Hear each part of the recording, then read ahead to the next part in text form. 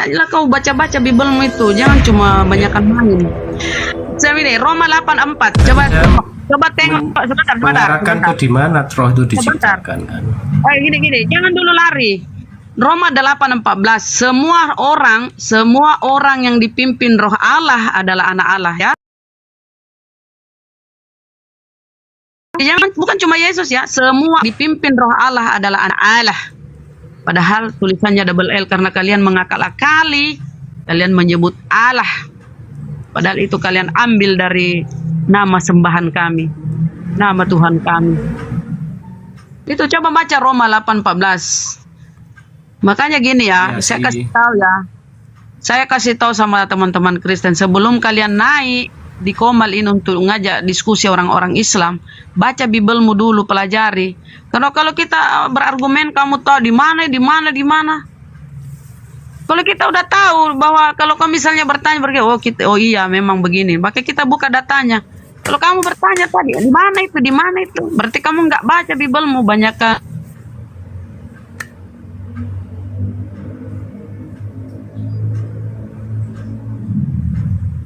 Halo? Kamu menganggap Yesus itu anak Allah, disebut anak Allah, itu kau jadi Tuhan kan dia. Karena Yakub pun disebut anak Allah. Semua orang yang dipimpin roh Allah adalah anak Allah. Anak Allah. Anak Allah artinya kalau di orang pemahamannya orang bentar Bang, pemahaman orang-orang anak manusia. Orang Yahudi. Oke. Bentar, Bang. Pemahaman orang-orang Yahudi, anak Allah itu artinya orang-orang soleh. Orang-orang dekat kepada Allah, orang soleh, ya. Itu pemahaman orang Yahudi. Makanya orang Yahudi tidak ada yang menuhankan Yesus. Malah dia yang membunuhnya gitu loh. Mana sih kalian ini? Segitunya mau menuhankan. Ayat 18 mungkin. Yohanes 1 ayat 18. Apa itu? Korintus 1 Korintus 3:16. Tidak tahu Yohanes 1 ayat 18. Apa itu? Apa yang kamu cari? Mau di ayat 1 ayat 18. Anak tunggal Allah. Ya, yang disebut anak tunggal. Jadi maksudmu kalau dibilang anak tunggal, Allah yang ya berhubungan dengan Maria begitu, anak satu-satunya. Secara harfiah begitu. Kamu pikir Allah berhubungan dengan Maria sehingga lahirlah Yesus anak tunggal. Harfiah, kau pahami harfiah? Di 1 Korintus 3:16, tidak tahukah kamu bahwa kamu adalah bait Allah dan bahwa roh Allah diam di dalam kamu? Roh Allah loh. Jadi kalau kamu mau menjadikan Tuhan karena di dalam tubuh Yesus ada roh Allah, kamu bisa menuhankan banyak orang. 1 Korintus 3:16 baca. Tidak tahukah kamu bahwa kamu adalah bait Allah dan bahwa roh Allah diam di dalam kamu? Mohon maaf ya, kalian kan baca Allah, cuma aku nggak mau lah aku baca-baca begitu ya, karena Tuhan itu Allah dan pemahaman orang-orang Yahudi pun Allah itu ya Esa, bukan 3. Tidak tahukah kamu bahwa kamu adalah bait Allah dan bahwa roh Allah diam di dalam kamu? Berarti banyak Tuhanmu loh. Kalau kamu menganggap Yesus itu di dalam tubuh Yesus ada roh Allah, banyaklah Tuhanmu. Kenapa cuma Yesus yang kau jadikan Tuhan? Karena Yesus itu Roh Kudus dan kuasa Allah yang Maha Tinggi yang turun. Maha Tinggi. Yang enggak. Berarti Yesus berasal dari Allah. Makanya Yesus berkata, Yesus itu adalah Roh Kudus dan kuasa Allah yang Maha Tinggi yang turun. Ya, semua kita ini berasal dari Allah. Semua kita ini berasal dari Allah. Bukan, kita nggak turun kayak gitu. Maksudnya kamu nggak turun berarti kamu naik. Kamu naik ke langit. Mana Gurunda kah? Ya, kita kan nggak turun. Kita ada itu kan bukan dari Roh Kudus dan kuasa Allah yang Maha Tinggi yang turun. Oh, ada Gurunda. Oke, baik, ini kau harus dihadapi. Mudah-mudahan gurundaku masuk dan kau akan dihadapi oleh gurundaku. Nah, kamu sedikit ngeyel ku tengok. Assalamualaikum warahmatullahi wabarakatuh. Waalaikumsalam warahmatullahi wabarakatuh. Semangat pagi teman-teman Kristen. Apa kabar semuanya? Sehat? Alhamdulillah sehat Gurunda. Puji Tuhan. Ya, mohon maaf Cici. Gurunda, aku undang ini apa ya? Dia kebingungan tentang roh Allah ini yang bagaimana. Bisa dikasih dulu pemahaman Gurunda. Silakan bertanya Bang Mas Jo. Baik. Ya, apa yang Anda ingin pertanyakan dan dijelaskan? Silakan.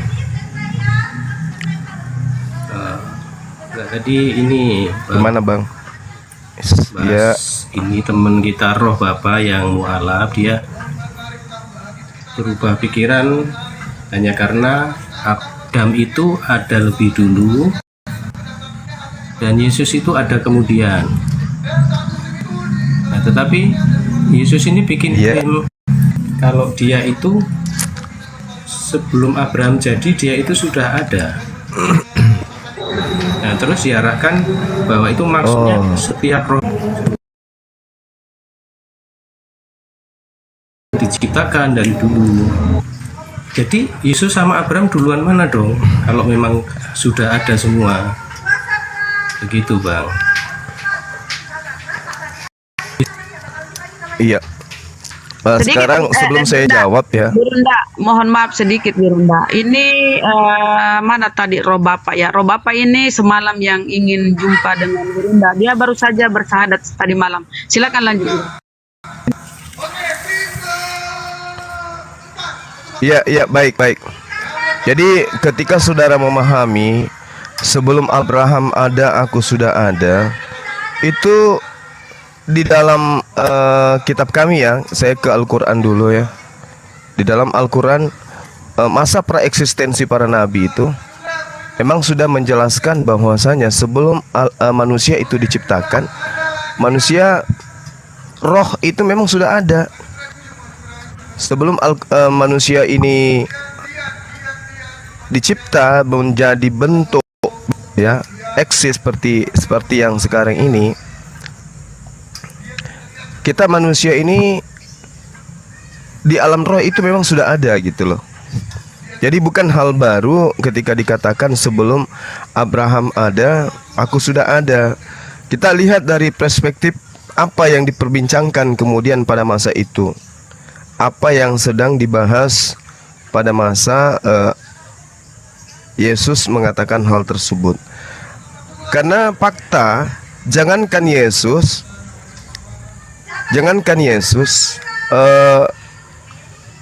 ibunya Yesus aja, bahkan Daud sekalipun, itu lebih dulu Abraham daripada Yesus itu sendiri. Kenapa lebih dulu Abraham daripada ibunya Yesus? Memang itu keadaan yang seperti itu. Jadi maksud daripada sebelum Abraham ada, aku telah ada. Maksud di sini adalah roh. Maksudnya adalah roh, bukan objek Yesus dalam arti kata kedagingan, tapi rohnya. Nah, sementara semua manusia pada kehidupan rohnya itu memang sudah dicipta, sudah diadakan. Makanya Yesus mengatakan, aku ada sebelum Abraham ada. Artinya kemuliaan yang diberikan kepada Yesus itu sudah ada pada diri Allah untuk kemudian diberikan kepada Yesus. Nah, mari kita buktikan pernyataan saya ini. Di dalam Efesus 1 data nomor 4 ya sampai 5, di situ dikatakan, sebab di dalam Dia Allah telah memilih kita sebelum dunia dijadikan. Apa maksudnya tuh? Maksudnya kita sudah ada, sudah dipilih sebelum dunia dijadikan. Kalau Yesus mengatakan dirinya lebih dulu aku ada daripada Abraham, kita lebih hebat. Sesuai dengan Efesus 1. Sebab di dalam Dia Allah telah memilih kita sebelum dunia dijadikan. Gitu. Kemudian di Pengkhotbah 3 nomor 15, yang sekarang ada dulu sudah ada, dan yang akan ada sudah lama ada, dan Allah mencari yang sudah lalu. Nah, itu yang saudara perlu pahami. Kemudian dalam Yohanes 17:14, murid Yesus sama seperti Yesus, bukan dari bumi tapi dari surga. Artinya ketika dikatakan aku ada sebelum Abraham ada, ini untuk membuktikan kepada Bani Israel yang sedang berbincang-bincang dengan Yesus pada saat itu bahwa aku ini adalah utusan Tuhan yang memang diperuntukkan untuk kalian. Seperti itu, Bang. Jadi dalam Efesus 1 nomor 4, sebab di dalam dunia, sebab di dalam Dia Allah telah memilih kita sebelum dunia dijadikan. Ya, intinya semua itu kalau sudah ada dulu ya. sebelum kita ada ini, kita sudah ada ya, berarti ya. Roh dalam bentuk roh, yes. Ya, secara roh, ya, secara roh, ya. Iya. Jadi nggak ada yang lebih duluan ya. Duluan itu adalah Adam, itu pasti. Jadi dari segi Enggak, jasad rohnya tadi. yang lebih, ya roh itu Jasad, sekali ya, dicipta oleh Allah. Ya, roh itu dari Allah. Sama seperti air. Air diciptakan itu tidak ada pernyataan ini air ini air pertama, ini air kedua, ini air ketiga, enggak. Tapi dimensi roh adalah dimensi yang digunakan oleh Allah untuk menghidupkan makhluk. Tapi semua roh itu adalah ciptaan. Makanya salah ketika dikatakan Tuhan itu roh. Tidak ada dalil di dalam kitabnya orang Yahudi yang mengatakan bahwa Tuhan itu roh, nggak ada. Cuma di Kristen yang mengatakan Tuhan itu roh. Kenapa? Karena pemahaman orang Kristen yang ada di Indonesia itu berasal dari pemahaman nenek moyang Romawi kuno, Yunani kuno, yang memang dari sejak dulu mereka menyembah roh-roh. Karena mereka menganggap bahwa dewa itu adalah roh. Kalau di dalam ajaran Yesus, di dalam ajaran para nabi, tidak ada Tuhan itu adalah roh. Malah yang dikatakan Tuhan itu gunung batu dan seterusnya. Jadi Tuhan roh itu hanya datang dari Romawi Yunani, ajaran nenek moyang mereka itu. Ya, jadi mana Silakan, yang duluan ini? Yesus atau Abraham? Iya. Gimana? Jadi mana yang duluan, Yesus atau Abraham?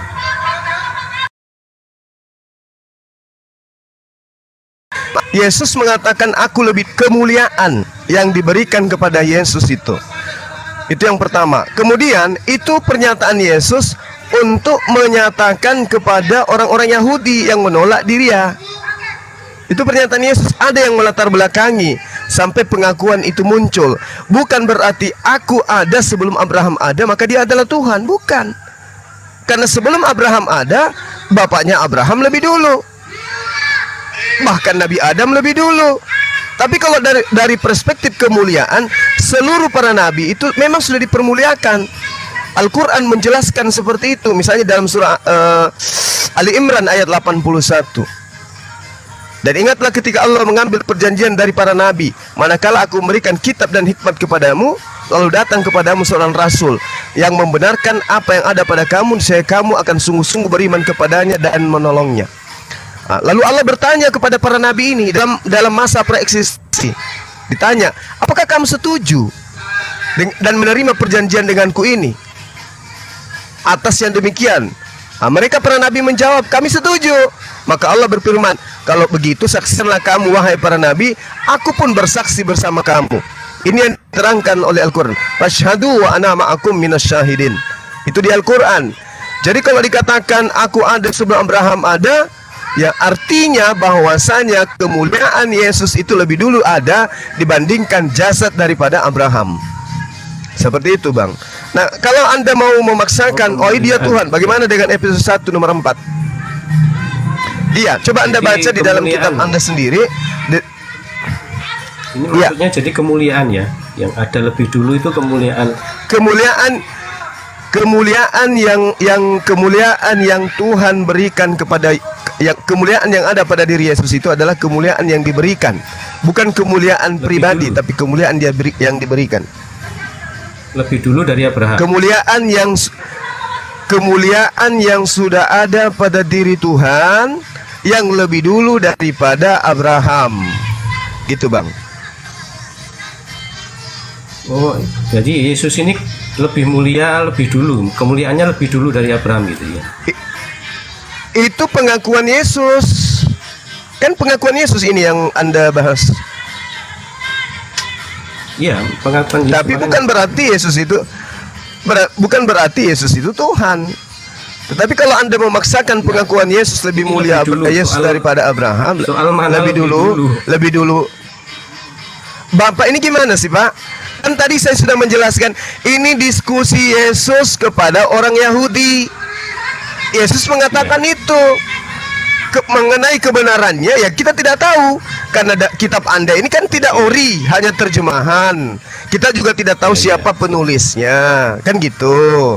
Dan Yesus pun tidak pernah memberikan legitimasi terhadap kitab saudara bahwa pengakuannya itu betul. Nah, karena Abraham itu sejatinya adalah bapak para nabi. Yesus sendiri bukan bapak para nabi.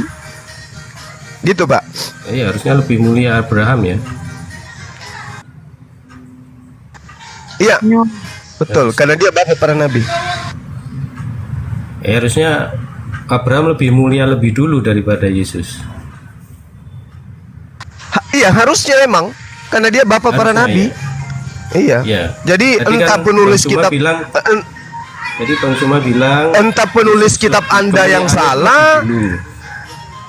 entah kitab Anda yang salah atau Yesus yang salah, kan gitu. Yang pasti Abraham lebih mulia dari Yesus. Ya.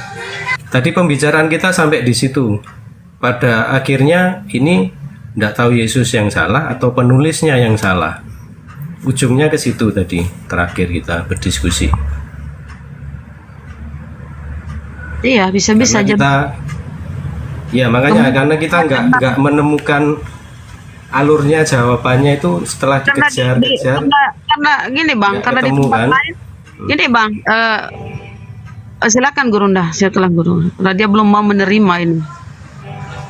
Abraham Sebenarnya dikatakan menerima. bahwa semua orang di atas muka bumi ini akan diberkati berkat Abraham. Itu pengakuan Tuhan. Itu pengakuan Tuhan. Tapi Tuhan tidak pernah mengakui tentang Yesus bahwa semua dunia alam semesta ini akan diberkati karena Yesus. Itu nggak ada. Berarti hanya ada dua, hanya ada satu. Kalau bukan Yesus yang salah ngomong, penulis kitab Anda yang salah tulis, gitu Bang. Ya, siap. Ya itu ujungnya ke situ ya. Oke. Jadi sebenarnya bukan pemahaman kita yang bisa membedah itu, tetapi pada ujungnya kita menyalahkan si A si B karena kita nggak mampu memahami. Ya, Bukan tidak mampu Pak, bukan tidak mampu. ya. Faktanya Adam mati dalam keadaan dimuliakan, Yesus mati dalam keadaan terkutuk. Jadi kalau kita berbicara kemuliaan, lihat fakta. Siapa yang mati terkutuk di sini? Makanya Abraham atau Yesus? Berarti ada yang salah kutip. Entah itu pengarang kitab, penulis kitab, entah itu dari Abraham, itu nonsen, itu salah. Itu salah Pak. Keliru besar. ya, saya resume tadi ya. Klaim Yesus dia ada sebelum Abraham jadi. Itu maksudnya rohnya sudah ada semua. Nah, ketika itu dijelaskan, saya tanya lagi, loh jadi yang duluan yang mana kalau ternyata rohnya sudah ada semua? Harusnya kan nggak ada yang lebih duluan, semua sudah ada. Kemudian beralih ke maksudnya kemuliaannya. Kemuliaan Yesus itu sudah ada lebih dulu dari Abraham. Tadi terus akhirnya faktanya Bukan kemuliaan orang Yesus. beriman. Dengarkan saya Pak. Kemuliaan yang dimaksud Yesus itu, Yesus bandingkan dengan jasadnya Abraham. Karena orang Yahudi saat itu bercakap-cakap tentang Abraham, bukan sedang bercakap-cakap tentang keberadaan jasad kemuliaan Abraham, tapi jasad Abraham. Gitu loh. Sementara di dalam kitab saudara, Yesus membandingkan kemuliaan dirinya dengan Abraham, dengan jasadnya Abraham. Tidak nyambung dia Yesus ini, atau penulis kitab Ya, Anda yang nyambung, tidak betul. nyambung. Iya memang. Makanya untuk memahami itu coba cari original teks pengakuan Yesus itu, salinan tertua minimal atau manuskrip tertua. Apakah Yesus benar-benar mengatakan itu? Karena orang-orang Yahudi kan bertanya, adakah engkau lebih besar daripada Abraham yang telah mati? Nabi-nabi pun telah mati. Dengan siapakah engkau samakan dirimu? Jawab Yesus, jikalau aku memuliakan diriku sendiri, maka kemuliaanku itu sedikit pun tidak ada artinya. Bapakku lah yang memuliakan aku. Tentang siapa kamu berkata, dia adalah Tuhan kami, padahal kamu tidak mengenal dia, tetapi aku mengenal dia. Gitu loh Pak. Itu satu perikop, coba Anda baca. Karena Yesus mengatakan, di sini komentar orang Yahudi ini gini, umurmu belum sampai 50 tahun dan engkau telah melihat Abraham. Jadi orang Yahudi aja sanksi, oh Yesus itu lo belum 50 tahun kok mengaku sudah ketemu Abraham. Di sini sebenarnya ini faktual, dalam arti jadi Bapak sendiri dan jadi Bapak sendiri memahami apa? Yesus lebih dulu lahir gitu daripada Abraham. Bapak ingin mengatakan itu, bahwa pengakuan Yesus itu lebih dulu lahir daripada Abraham, gitu ya. Kita mau ikut dengan pemahaman Bapak gitu. Ya sudah, kita lepaskan akal kita berarti. Jadi saya kan membaca ayat ini aja. Maksudnya iya, terus Yesus ini mengaku sebelum Abraham jadi aku telah ada. Terus Nah, pada faktanya kan Yesus itu baru ada abad 1. nah, Faktanya kan begitu. berarti apa yang salah Pak? Jadi maksudnya Yesus ngomong ini apa? Kan kita nyari tahu. Lah, kalau dari aspek roh mereka sama-sama dicipta dari roh. Aspek roh. Iya kan Yesus punya roh Pak. Iya. Dan di dalam pengakuan Yesus coba Anda lihat di dalam Yohanes 3 nomor 34 apa pengakuan Yesus? Siapapun yang diserahi tugas menyampaikan firman, maka padanya adalah roh, ada roh Allah, ada roh Tuhan. Artinya apa? Abraham menyampaikan firman Tuhan, berarti pada diri Abraham ada roh Tuhan. Yesus menyampaikan firman Tuhan, maka di dalam diri Yesus ada roh Tuhan. Nah, terus apa bedanya antara roh sendiri? Apa bedanya antara roh Abraham dengan rohnya Yesus? Tidak ada bedanya, sama-sama roh Tuhan. Nah, apa bedanya jasadnya? Jasadnya Yesus lebih dulu daripada jasadnya Abraham. Jasadnya Abraham lebih dulu daripada jasadnya Yesus. Berarti ada yang tidak sinkron, ada pembodohan di sini. Apakah pengarang kitab saudara atau Yesus yang salah? Gitu loh Pak. Pengakuan Yesus coba Anda baca di Yohanes 3 nomor 34. Iya, karena tidak sesuai dengan fakta. Kesalahan pada teks. Iya. Bisa jadi bukan teks, bisa juga dari Yesus yang salah.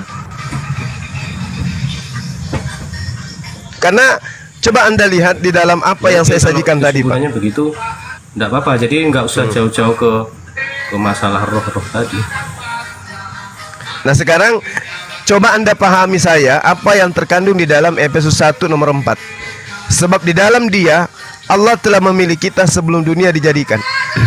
Maksudnya apa itu Pak? Ternyata kita sudah dipilih sebelum dunia dijadikan. Kira-kira kalau kita bandingkan antara kita yang dipilih oleh Tuhan dengan jasad Yesus, kira-kira duluan mana?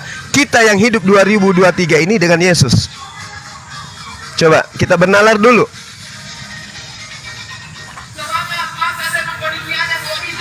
Kita dipilih oleh Tuhan. Ayat 4. Kita dipilih oleh Tuhan sebelum dunia ada. Kita sudah dipilih. Yesus ada nanti di abad pertama. Kira-kira duluan mana kita dengan Yesus?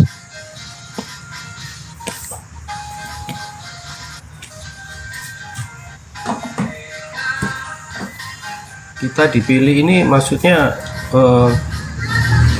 bukan roh kan? Sini.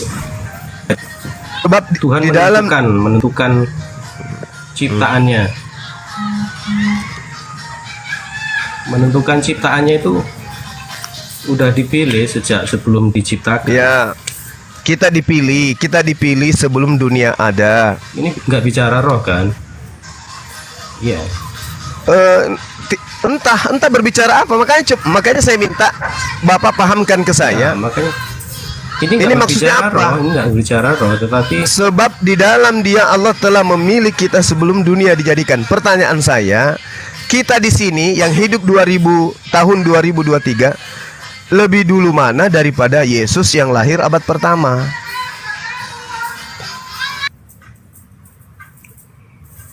Ya kalau dibanding Yesus, lebih dulu Yesus dong. Lah, Yesus abad pertama ada, Pak. Kita sudah ada sebelum dunia dijadikan. Gimana, Pak? Mana kita belum ada sebelum dunia itu Ini dijadikan.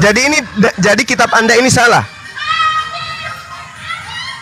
Ini kan memilih, Ya. bukan Sesuatu yang dipilih berarti objeknya sudah ada. Betul apa tidak? objeknya belum ada, kita belum diciptakan. Lalu apa yang dipilih kalau kita belum ada? Ya Tuhan kan punya Iya, itu desain dia. ya itu Tuhan. Yang diceritakan di sini bukan Iya. Tuhan. Yang diceritakan ini kita. Kita dipilih Iya. sebelum dunia dijadikan. Pertanyaan saya, duluan mana Yesus dengan kita? Yesus ada di abad pertama, kita ada sebelum dunia ada. Duluan mana kira-kira? Kita membuat rumah itu gambarnya dulu, rumahnya belum ada, kuncinya belum ada, tapi kita udah bisa milih kita mau pakai kunci yang mana. Kita mau Nah, pakai berarti kita sudah ada kan? seperti apa? Belum kuncinya belum ada, Berarti tapi kita- gambarannya itu udah ada. Berarti salah data ini. Salah. Salah. Tuhan memilih kita sebelum langit bumi dijadikan. Salah. Memilihnya sudah, desainnya sudah, dari saya tapi kita kan belum diciptakan. Nah, ini praeksistensi kita sudah ada lebih dulu kan daripada jasad Yesus di abad pertama. Ya ketetap, Benar nggak? Tetap desainnya sudah ada, Nah, itulah yang dimaksud Barangnya belum Yesus, Pak. Itulah yang dimaksud Yesus. Aku ada lebih dulu daripada Abraham ada. Yesus membandingkan praeksistensi dia sebagai manusia dengan eksistensi Abraham sebagai manusia, kan tidak nyambung.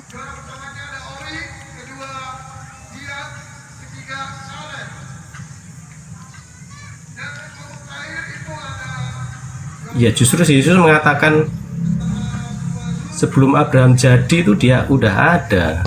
Ya, apanya yang jadi? Apanya yang jadi, Pak? Iya. Desainnya Abraham itu belum Maksudnya, ada. Yesus coba sudah ada. Yesus itu ada dua, Pak. Ada dua, roh dan jasad. Kira-kira yang dimaksud Yesus bahwa dia lebih dulu dari Abraham ini apanya? Rohnya atau jasadnya? Ya eksistensinya sebagai logos itu. Nah, lari ke doktrin. Bapak, coba jujur deh, jujur dulu. Apa yang Yesus katakan lebih dulu dia daripada Abraham? Ya eksistensinya sebagai logos kan. Eksistensi sebagai logos. Yesus kapannya jadi logos, Pak? Kapan Yesus jadi logos? Jadi logos. Di mana Yesus itu jadi logos? Anda ngerti logos nggak?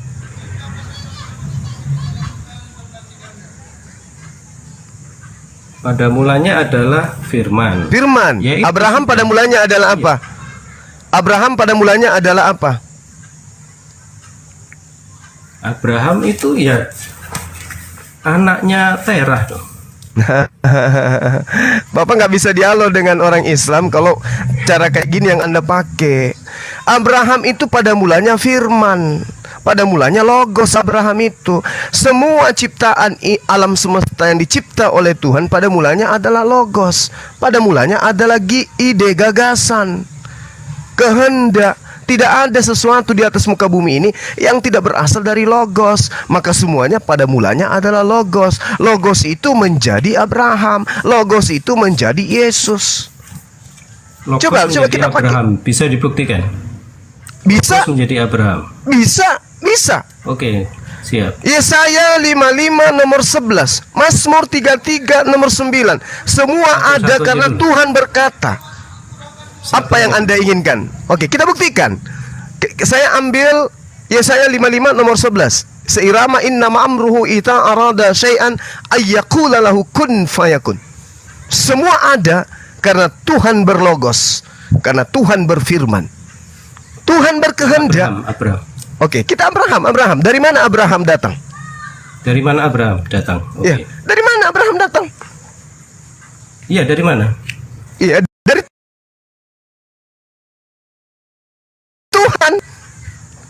Allah. Dalil.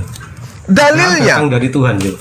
Oke, dalilnya di perjanjian baru atau perjanjian lama yang Anda inginkan? Saya kasih milih. Terserah. Matius 4 nomor 4. Coba Anda baca. Ambil pulpen, dialog sama saya bagusnya pakai pulpen, dicatat. Gitu loh, Pak. Ada tertulis manusia hidup bukan dari roti saja tapi dari setiap firman yang keluar dari mulut Allah. Oke. Anda sudah paham? Iya. Anda sudah paham? Abraham dari mana, Pak? Iya, oke. Abraham dari logos atau dari pohon? Nggak tahu. Nah, itu tadi firman, dari setiap firman yang keluar dari mulut Tuhan. Manusia hidup. Manusia kan bukan Abraham aja. Ya, makanya saya katakan, tapi apakah Abraham termasuk manusia? Ambil pulpen, catat.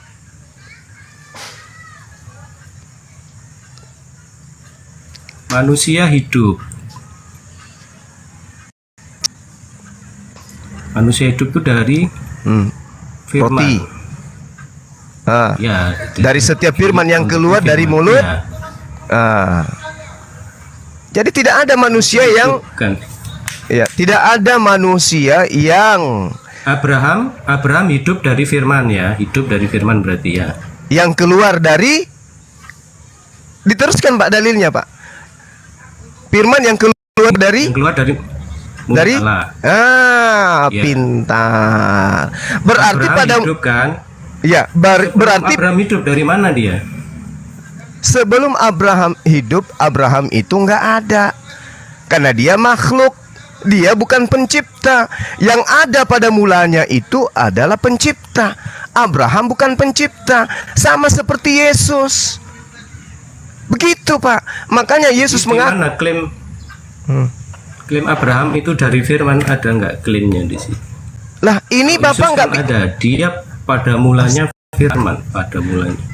Ini Pak, ini. Setiap firman yang keluar dari mulut Allah. Abraham manusia. Berarti Abraham ada di atas muka bumi ini atas kehendak siapa menurut Bapak? Atas kehendak Allah lah. Nah, berarti pada mulanya adalah kehendak. Pada mulanya adalah logos. Belum paham juga?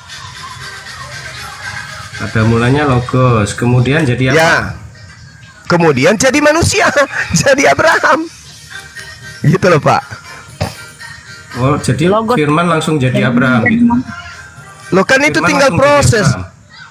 Iya, kan dia katakan jadi segala sesuatu yang tercipta di atas muka bumi ini pada mulanya bermula dari logos, firman, kehendak, ide, gagasan. Habis itu prosesnya ada yang lahir dari ibu, ada yang tanpa ayah, ada yang tanpa ibu, ada yang tanpa ayah ibu. Itu hanya proses, Pak. Karena kehendak yang menghendaki seperti itu. Allah yang mau, Tuhan yang mau. Adam, kamu mau, aku mau, kamu tercipta tanpa ayah ibu. Jadi. Hawa, aku mau, kamu tanpa ibu. Jadi. Yesus, aku mau, kau tanpa ayah. Jadi. Terus mereka semua ini berasal dari logos. Pada mulanya adalah logos yang keluar dari mulut Tuhan. Nah, jadi satu, Pak, ya. Matius 4 nomor 4. Jadi Abraham itu sang firman atau firman? Yesus dan Abraham sama-sama firman. Manusia yang berasal dari firman. Kalau Bukan sang Yesus firman. soalnya sang firman. Oh, enggak, itu pembodohan itu. dia. Itu pembodohan. Oh, itu iya. hanya Oke. itu hanya orang Kesimpulannya idiot. Pembodohan ya. Yes, hanya orang Oke. idiot yang bisa mempercayai Yesus itu adalah sang firman. Anda ngerti sang firman? Ya, kesimpulannya itu berarti. Yes, betul. Anda ngerti Jadi Yohanes 1 Coba kebodohan ya. saya tanya dulu. Betul. Itu bukan firman Tuhan, Pak, dan juga bukan sabda Yesus. Oke. Oke, Ya, catat ya. itu, ambil pulpen. Saya bilang dari tadi, ambil pulpen. Selesai. Ya, oke, selesai. Selesai. Jadi Nah, sekarang kita- ini salah. Tadi juga Yesus Bukan salah, Pak. juga Pak, salah. Pak, Yohanes bukan salah, Pak. Yang salah Anda. Jangan salahkan Yohanes. Yohanes tidak pernah bermimpi kalau catatan-catatannya kelak akan dijadikan sebagai firman Tuhan oleh manusia-manusia idiot. Jadi jangan salahkan Yohanes. Yohanes tidak pernah berkata Tuhan berfirman. Yohanes juga tidak pernah berkata Yesus berkata. Nggak ada. Coba baca Yohanes 1. Ada nggak Yesus pengarang kitab Yohanes mengatakan, Tuhan berfirman, pada mulanya adalah firman. Firman itu bersama-sama dengan Theos, dan firman itu adalah Theos. Ada penulis Yohanes mengatakan begitu? Nggak ada, Pak. Nggak ada, Atau dia mengatakan, nggak ada. Yesus Injil. bersabda. Yesus bersabda. Tidak ada, Pak. Tidak ada. Jadi Ada. Yohanes 1 itu Injil itu artinya berita. Injil itu artinya berita. kabar gembira, kabar gembira. Iya, sesuai artinya. Iya, sesuai artinya. Ya, tapi Yesus Maka- yang Itu penyampai salah. firman, Pak, bukan Yohanes. Oke? Yang penyampai firman itu Yesus, Pak. Bukan Yohanes. Paham ya? Iya, paham. Oke. Berarti kalau ada sesuatu yang menjadi pedoman dalam keyakinan harus terlontar dari mulut Yesus. Bukan mulut orang lain. Apalagi dengan teliti, penulis kitab Yohanes itu bukan murid Yesus, Pak. Ya, saya sih mikirnya setelah saya menyelidiki, yang menulis kitab Yohanes itu Markus. Karena kenapa? Di dalam kitab saudara, Kisah Para Rasul 12 nomor 12, ternyata nama lain daripada Markus itu adalah Yohanes. Dan Yohanes anak Zebedeus dikatakan dalam kitab saudara di Kisah Para Rasul 4 nomor 13 bahwa Yohanes itu, mohon maaf, dia disebut sebagai orang yang buta huruf dan idiot. Bagaimana mungkin seorang idiot bisa menuliskan sebuah kitab? Kalau dia buta huruf bisa jadi, karena ada ilham. Tapi kalau orang idiot, itu mustahil. Sedangkan Petrus dan Yohanes dikatakan dalam kitab saudara, dia adalah orang yang idiot. Berarti benar, Yohanes ini bukan tulisan Yohanes, tetapi tulisan bisa jadi Markus. Karena yang sampai kepada Pulau Patmos itu mustahil muridnya Yesus. Kenapa? Yesus dalam Matius 10 nomor 5 nomor 6 berpesan kepada Yohanes, jangan kau ke negeri lain, tetapi pergilah kepada bangsa murid-muridku. Nah, sementara Pulau Patmos di situ bukan bangsa muridnya Yesus. Ya, nggak usah menafsirkan sih. Kalau memang itu kan tidak diakui kebenarannya, ya sudah. Kisah Para Rasul 12 nomor Oke, 12, saya Pak. kira, Markus itu ya, saya kira cukup, Bang. disebut juga dengan nama. Anda nggak mengakui kebenaran Injil ini, jadi percuma ngutip-ngutip. Saya akui. Oke. Saya akui kitab saudara itu Enggak. kebenarannya adalah pengarang, tulisan pengarang-pengarang yang bukan firman Tuhan. Sebagian ada Iya, sabda ada. Yesus di dalamnya, tapi bukan firman Tuhan. Intinya itu sebenarnya. Iya, betul. Ya. Karena kenapa Oke, Yesus maka tidak kita pernah cukup Yesus sekian, Yesus tidak Ya. pernah memberikan legitimasi terhadap kitab saudara. Yesus tidak mengenal penulis-penulis Iya. kitab saudara. Jadi nggak perlu dikutip ya. Oke. Selesai. Iya, jangan kecewa Pak ya kalau setelah menemukan kebenaran Ya, ya. terima kasih Bang Juma. Iya. Oke, thank you. Iya, ketemunya salah, pokoknya salah. Oh iya, namanya juga bukan firman Tuhan. Bukan firman Iya, Tuhan, makanya bukan bisa sabda dikutip. Nabi dianggap Cuman firman Tuhan. salah. Makanya salah Iya, semua makanya gitu loh Pak. Ya, saya kutip untuk menjelaskan kepada orang Indonesia agar jangan tersesat Pak. Oke? Agar jangan tersesat. Yang mau terima silakan, yang tidak mau terima ya nggak usah. Tapi jangan nangis. Itu poinnya. Ya, jadi jangan cari nubuat di situ ya. Kami tidak perlu nubuat. Kami nggak perlu nubuat. Islam sudah berdiri dengan kokohnya dari sejak 1400 tahun silam tanpa nubuat. Kami tidak perlu ngambil kitabnya orang Yahudi, tempel di kitab kami, lantas mengatakan ini perjanjian lama, kitab kami perjanjian baru. Kami bukan serigala yang nyamar seperti domba. Mohon maaf Pak. Nggak perlu nubuat kami itu. Daripada pakai kitabnya Yahudi ada nubuatan, tapi ternyata nggak ada. Kan bikin malu. Bikin malu. Contoh misalnya di dalam Lukas 24 nomor 4 sampai 45 46 apa yang dikatakan bahwasanya ada tertulis tentang aku di dalam kitab Taurat bahwa Mesias akan mati dan bangkit pada hari ketiga. Begitu diselidiki kitab Torah, tidak ada Pak tentang Mesias mati dan bangkit pada hari ketiga, nggak ada. Berarti pengarang Lukas ini mimpi. ada yang klaim nubuat Nabi Muhammad. Oh, itu dalam dialog apologet, Pak.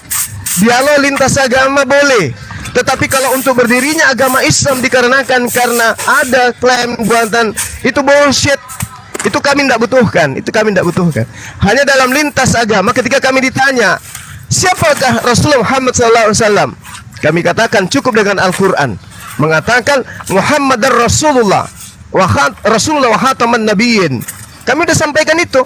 Tapi apakah teman-teman Kristen ini akan percaya dengan Al-Quran? Kan tidak. Yesus aja Kristen tidak percaya. Maka untuk meyakinkan mereka, ya kita menerjemahkan kata apostolos itu apa. Kan begitu. Bukan kami mengklaim bahwa nabi kami seperti itu. Dia menjadi nabi karena ada di dalam kitab saudara. Bukan. Kenabian beliau, kerasulan beliau memang sudah ditetapkan oleh Allah, sebagaimana yang saya katakan tadi dalam surah Ali Imran ayat 81. Itu udah final itu. Nabi kami ummi, Pak.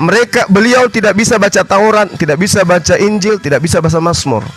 Jadi kalau Anda mengatakan ada klaim, itu tidak ada. Tidak ada klaim beliau bahwa saya nabi karena sudah diterangkan, tidak ada. Seperti itu. Yang ada, kitab Anda mengatakan kitabnya orang Yahudi sebagai perjanjian lama. Itu dasarnya apa orang Kristen ini mengatakan kitabnya Yahudi perjanjian lama? Nggak ada kan? Hanya semata-mata ingin melegalkan kitabnya orang Roma, yaitu perjanjian barunya Kristen, agar dianggap sebagai firman Tuhan. Maka dikatakanlah kitabnya agama Yahudi perjanjian lama. Padahal Tuhan sendiri mengat baru. Di mana tertulis? Di dalam Yeremia 31 nomor 31 sampai 36. Apa maksudnya di sana? Bahwa Tuhan akan mengadakan perjanjian baru dengan Bani Israel. Apa perjanjian barunya? Taurat. Jadi yang Kristen katakan perjanjian lama sebenarnya adalah perjanjian baru. Nah, makanya kitabnya orang Kristen ini tidak masuk dalam deretan firman Tuhan, tidak masuk dalam deretan kitab samawi. Gitu, Pak. Udah paham ya, Oke. Pak Iram? Ada lagi? Silakan Bang Kenco. Apa udah paham ya, Pak? Mas Jo. Itu ke-mute, Pak. Ke-mute. Kalau masih mau ngomong Ya, silakan. udah paham. Pada ujungnya kan disalahkan dalilnya. Tidak disalahkan Bapak ini gimana sih?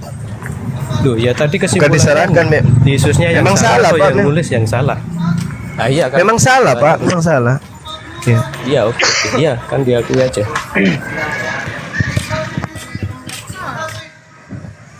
Itu yang disampaikan Gurunda itu ya data-data di Bible mau Bang. Salahkan Biblemu. Oke, sudah ini ya, udah paham ya Bang Mas Jo. Ada yang masih kurang berkenan gitu, kurang paham gitu, silakan. Ini Assalamualaikum. roh Indra Mose, Madewa, Sugi, semuanya silakan. Ada lagi yang ada lagi? Baik, Oh, iya, Bang iya. Juma, izin menambah sedikit ya, Bang Juma ya. Oke, Benar, boleh. Mas. Ya, jangan ditambahkan, jangan lagi ditambahkan. Ini aja udah penuh. Dikurangi sedikit maksudnya. Kurangi Ya, sedikit, baik, silakan. saya kurangi Oke. sedikit aja ya. Oke, sip. Ketika di dalam apa?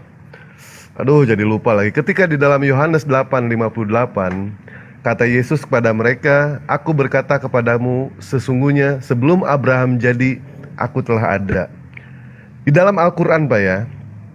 Yang namanya di dalam Al-Qur'an, Allah tidak pernah mengatakan bahwa aku ada, tidak pernah.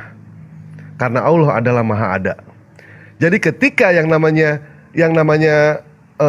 Yesus mengatakan aku ada sebelum Abraham ada, artinya itu ada yang mengadakan. Siapa yang mengadakan ini? Tentu ada satu entitas yang maha dahsyat mengadakan yang namanya Yesus. Di dalam Al-Quran cari ayatnya, Pak. Ada nggak Tuhan mengatakan aku ada? Tidak ada, Pak. Ya, itu simpel dari Dewa sih. Silakan lanjut. Ya, gimana Pak? Udah tangkap ya? Sudah di ini ya? Pak Mas Jo. Tadi Bang Juma kenapa nggak dikorelasikan dengan Amsal 8:22-31, Bang? terlalu berat deh, terlalu berat. Ini aja udah cukup. Oh gitu. Padahal jelas ya di dalam Amsal juga di situ Salomo mengatakan sudah pada zaman purbakala aku dibentuk pada mula pertama sebelum bumi ada. Sebelum air samudra raya ada, aku telah lahir. Sebelum ada sumber-sumber yang syarat dengan air, sebelum gunung-gunung tertanam, dan lebih dulu daripada bukit-bukit aku telah lahir. Ini pun dahsyat, Pak. Kalau misalkan itu disimpulkan sebelum Abraham ada aku sudah ada, disimpulkan Yesus adalah Tuhan, tidak bisa seperti itu. Mereka kenapa seneng ya dengan ayat-ayat ambigu, sementara ayat-ayat gamblang, ayat-ayat jelas mereka samarkan. Seperti kita tahu ya, di dalam Yohanes 17 ayat 3, inilah hidup yang kekal, mengenal engkau satu-satunya Allah yang benar dan Yesus Kristus yang telah engkau utus. Ini ayat jelas loh ini. Kenapa harus dibikin ambigu? Kenapa harus dibikin remang-remang? Sementara ayat remang-remang, pada mulanya adalah firman, firman adalah, mereka simpulkan. Coba berpikir di situ, ya kan? Ini bahasa Indonesia loh, mudah untuk dipahami. Kalau misalkan menipu umat muslim, tidak akan pernah bisa. Umat muslim itu umat yang berakal. Kalau menyampaikan kepada domba,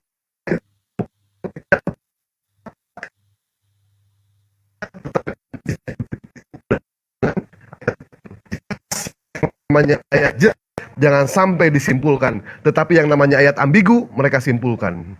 Orangnya udah nggak ada, Bang. Mana orang? Makanya aku bilang jangan ditambah, dikurangi. Nggak mendengar sih. Giran gua. Nggak, Dewa teh kenapa ya, Bang? Nggak mau satu koma gua, Bang Juma. Nggak kebagian ngomong, Bang, soalnya. Nggak kebagian ngomong. Terus ngapain kau Orang kesini? yang biasa berdebat. Ngapain lu kesini? Orang juga nggak bisa bedakan antara suara lu sama suaraku. Orang jadi bingung Bang, tuh sebelumnya, semua. Bang. Ini Bang Suma atau Bang Dewa sih? Tapi Sebelumnya, Bang Dewa ucapkan selamat ulang tahun dulu ya. Jauh Dewa, Gimana Dewa? kepada Bang Juma. Selamat ulang tahun kepada Bang Juma ya. Nenek lu kiper, bukan kurang ajar. Kemarin juga ulang tahun, sekarang lagi ulang tahun. Tiap hari ulang tahun ya. Itulah dia. ini Halo Bang, Beliau ada ini lagi. ya, yang mualaf ini Gurunda, silakan Bang Roh Bapak. Ada baru tadi malam dia mau naik nggak sempat naik. Ini roba apa ini? Waduh, bagus sekali nama. Tapi ingin wejangan dari Gurunda, silakan. Roba apa artinya udara, angin, ciptaan Tuhan yang melayang-layang di atas permukaan air. Itu bukan Tuhan tapi roh. Apa? Udara, angin. Gurunda Zuma. Waalaikumsalam warahmatullahi wabarakatuh. Assalamualaikum warahmatullahi wabarakatuh. Suara panggung kedengaran ya? Kencang kali kurasa. Dengar. Dikit nggak apa-apa Gurunda. Lanjut Bang Roh. Gurunda nyimak, silakan.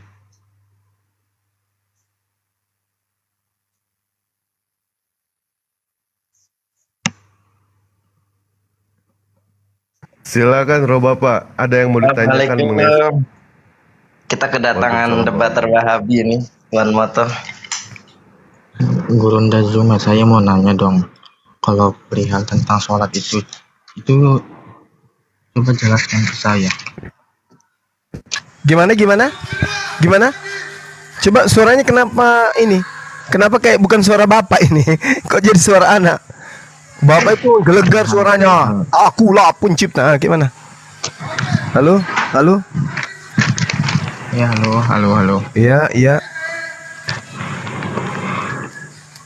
Apa Bang? Coba jelaskan ke saya apa perihal tentang sholat 5 waktu. Saya kan baru aja mualaf.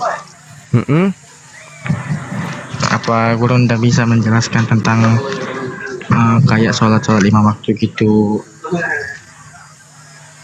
Sholat 5 waktu ya.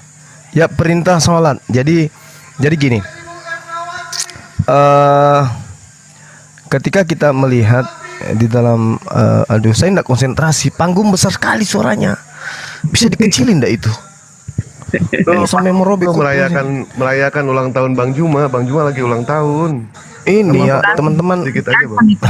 17. Aku lagi di gunung, anak-anak bikin acara tuh di panggung. Jadi gini, Tuhan itu tidak bisa kemudian kita lihat wujudnya. Tidak bisa kemudian pencipta langit dan bumi itu kita kontak langsung. Dalam arti kata melihat laksana Tuhan itu makhluk seperti Tuhan Anda sebelumnya. Ya, mohon maaf. Nah, lalu bagaimana cara kita berhubungan dengan Tuhan? Kita berhubungan dengan Tuhan dengan ibadah. Karena Allah Subhanahu wa taala itu Maha melihat. Allah Subhanahu wa taala itu Maha mendengar, Maha mengetahui. Jadi tidak perlu kemudian Allah pencipta langit dan bumi itu nuzul menjadi makhluk. Karena itu hanya disifati oleh makhluk. Nah, lalu bagaimana berhubungan dengan Allah? Dengan cara ibadah. Ibadah ini salah satunya adalah sholat. Apa itu sholat?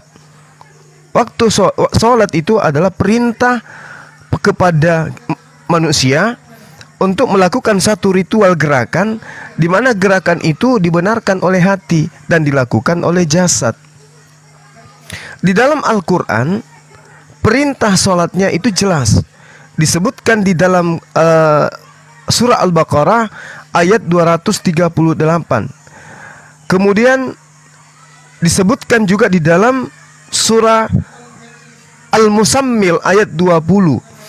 Bagian perintah-perintahnya kemudian rukun-rukunnya itu jelas. Yang pertama berdiri membaca ayat suci Al-Quran, kemudian ruku, kemudian sujud.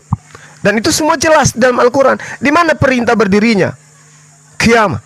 Al-Baqarah ayat 238. Di mana ayat perintahnya membaca Quran? Dalam surah Al-Musammil ayat 20. Lalu kemudian di mana perintahnya ruku? Surah Al-Hajj ayat 77 atau dalam surah Al-Fat ayat 29. Lalu sujud di mana perintahnya? Ya itu tadi Al-Fat ayat 29 dan juga Al-Hajj ayat 77. Nah, lalu bagaimana dengan waktu-waktu sholat? Waktu sholat itu kan sudah dikatakan, dirikanlah sholat sebagaimana waktu-waktu yang telah ditentukan. Dalam surah Ar-Rum ayat 17 ya. Di situ sholat subuh dijelaskan. Kemudian sholat zuhur dijelaskan dalam surah An-Nur ayat 58. Sholat asar juga diterangkan di dalam Al-Quranul Karim surah Al-Mu'min ayat 55. Kemudian maghrib itu diperintahkan di dalam surah Al-Baqarah ayat 115. Isya di dalam Al-Quran surah An-Nur ayat 58. Jadi semua sudah ada perintah-perintah sholat itu. Nah, kenapa bisa sholat ini yang menjadi acuan kemudian? Karena Al-Quran menjanjikan kepada orang-orang yang memelihara sholatnya untuk mewarisi surga, surga Firdaus. Anda boleh baca di dalam surah Al-Mu'minun. Qad aflahal mu'minun. Sesungguhnya beruntunglah orang-orang yang sholat, orang-orang yang beriman. Alladzina hum fi sholatihim khasyi'un. Yaitu mereka orang-orang yang khusyuk di dalam sholat.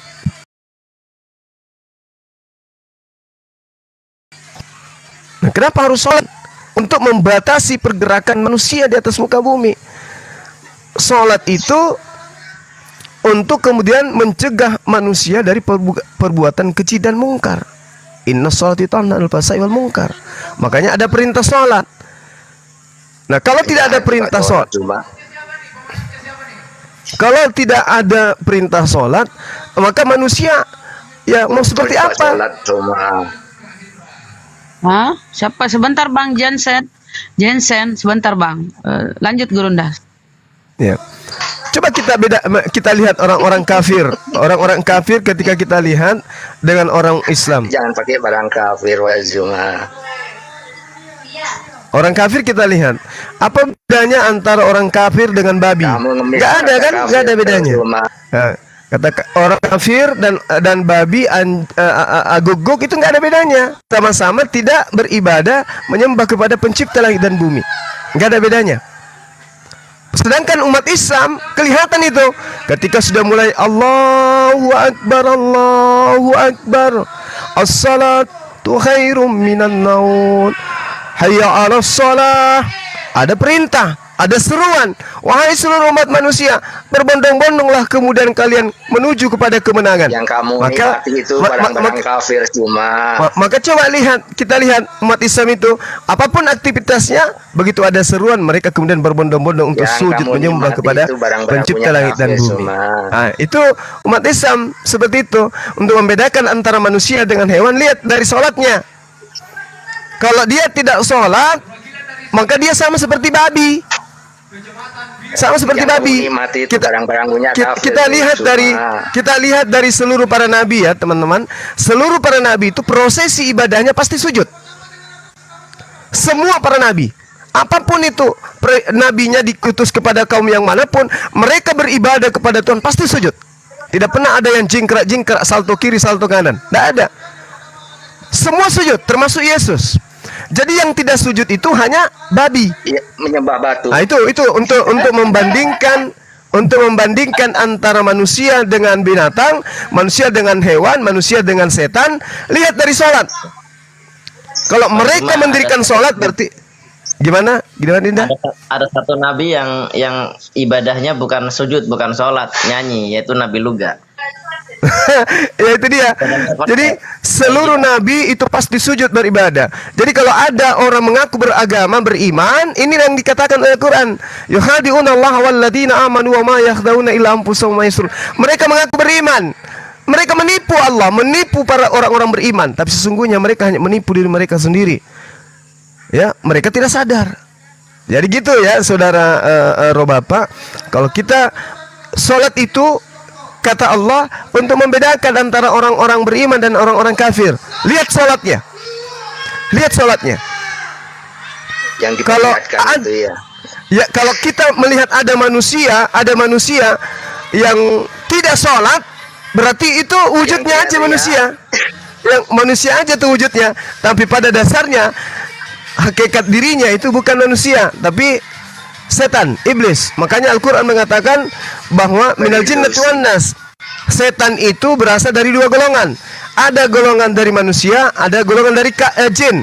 Kalau golongan jin yang kafir itu dari golongan jin itu disebut setan. Iblis yang tidak taat kepada Allah dari golongan jin disebut setan atau iblis. Yang tidak taat kepada Tuhan pencipta langit dari golongan manusia itu disebut kafir. Jadi antara kafir dan iblis itu serumpun mereka. Iblis itu pendusta, dusta di atas segala dusta. Makanya ketika kemudian ada agama yang mengajarkan menyembah kepada manusia, itu pasti dasarnya dari iblis. Kita lihat bagaimana kemudian prosesi penyaliban itu muncul. Iblis merasuki Yudas. Yudas melaporkan Yesus. Yesus ditangkap. Yesus dibunuh. Bangkit menjadi Tuhan. Siapa yang menyembah? Siapa yang menyembahnya? Ya kru-kru setan. Kru-kru iblis. Karena iblis yang menginginkan manusia menyembah kepada Yesus. Apa buktinya? Siapa yang merasuki Yudas? Malaikat atau iblis? Iblis. Apa tujuannya? Bukan supaya Yesus ditangkap. Itulah yang terjadi. Sehingga ketika ada orang yang justru menyembah kepada sesamanya manusia, itu lebih rendah dari hewan manusia itu. Kenapa?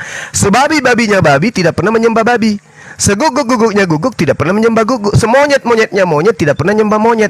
Ada manusia, wujud manusia, tetapi menyembah sesamanya manusia. Berarti dia lebih kehewanan daripada hewan itu sendiri. Seperti itu, saudara roh Bapak. Mungkin ada lagi. Jadi sholat itu adalah pembeda antara manusia dan hewan.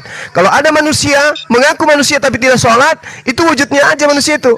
Percaya sama saya, pasti jiwanya, rohnya, kepribadian, tabiatnya, ya baik apapun yang ada pada dirinya, pasti tabiatnya tabiat hewan. Lihat aja nanti, kita buktikan. Yang di penjara itu banyak muslim semua. Oke, ada lagi saudara roh Bapak, silakan. Sebentar Bang Juma. Mayoritas di Amerika Islam. Islam, Islam. Tapi dilihat pakai kacamata kuda. Turunin dulu Bunda, ini kajian. Terorisnya Islam kok. Itu yang ngebom menara. Biar aja di sini, biar apa-apa, cuekin aja. Roh Bapak masih ada. Dek, mau ditanyakan? Ya, roh Bapak. Izin Bang Juma. Saya mendambahin, boleh ya? Izin, salam kenal. Kurangin aja. Oh, menambahin ini karena Islam ya, silakan. Iya, karena Islam, iya. Ya, Assalamualaikum. Saya sapa dulu Bang Kyoto Moto. Saya berubah dari apa ini ya, sebentar ya, dari bulan ya, dari bulan. Oke, untuk Bang. Oh iya, waalaikumsalam. Ya, dari roh Bapak tentang sholat tadi.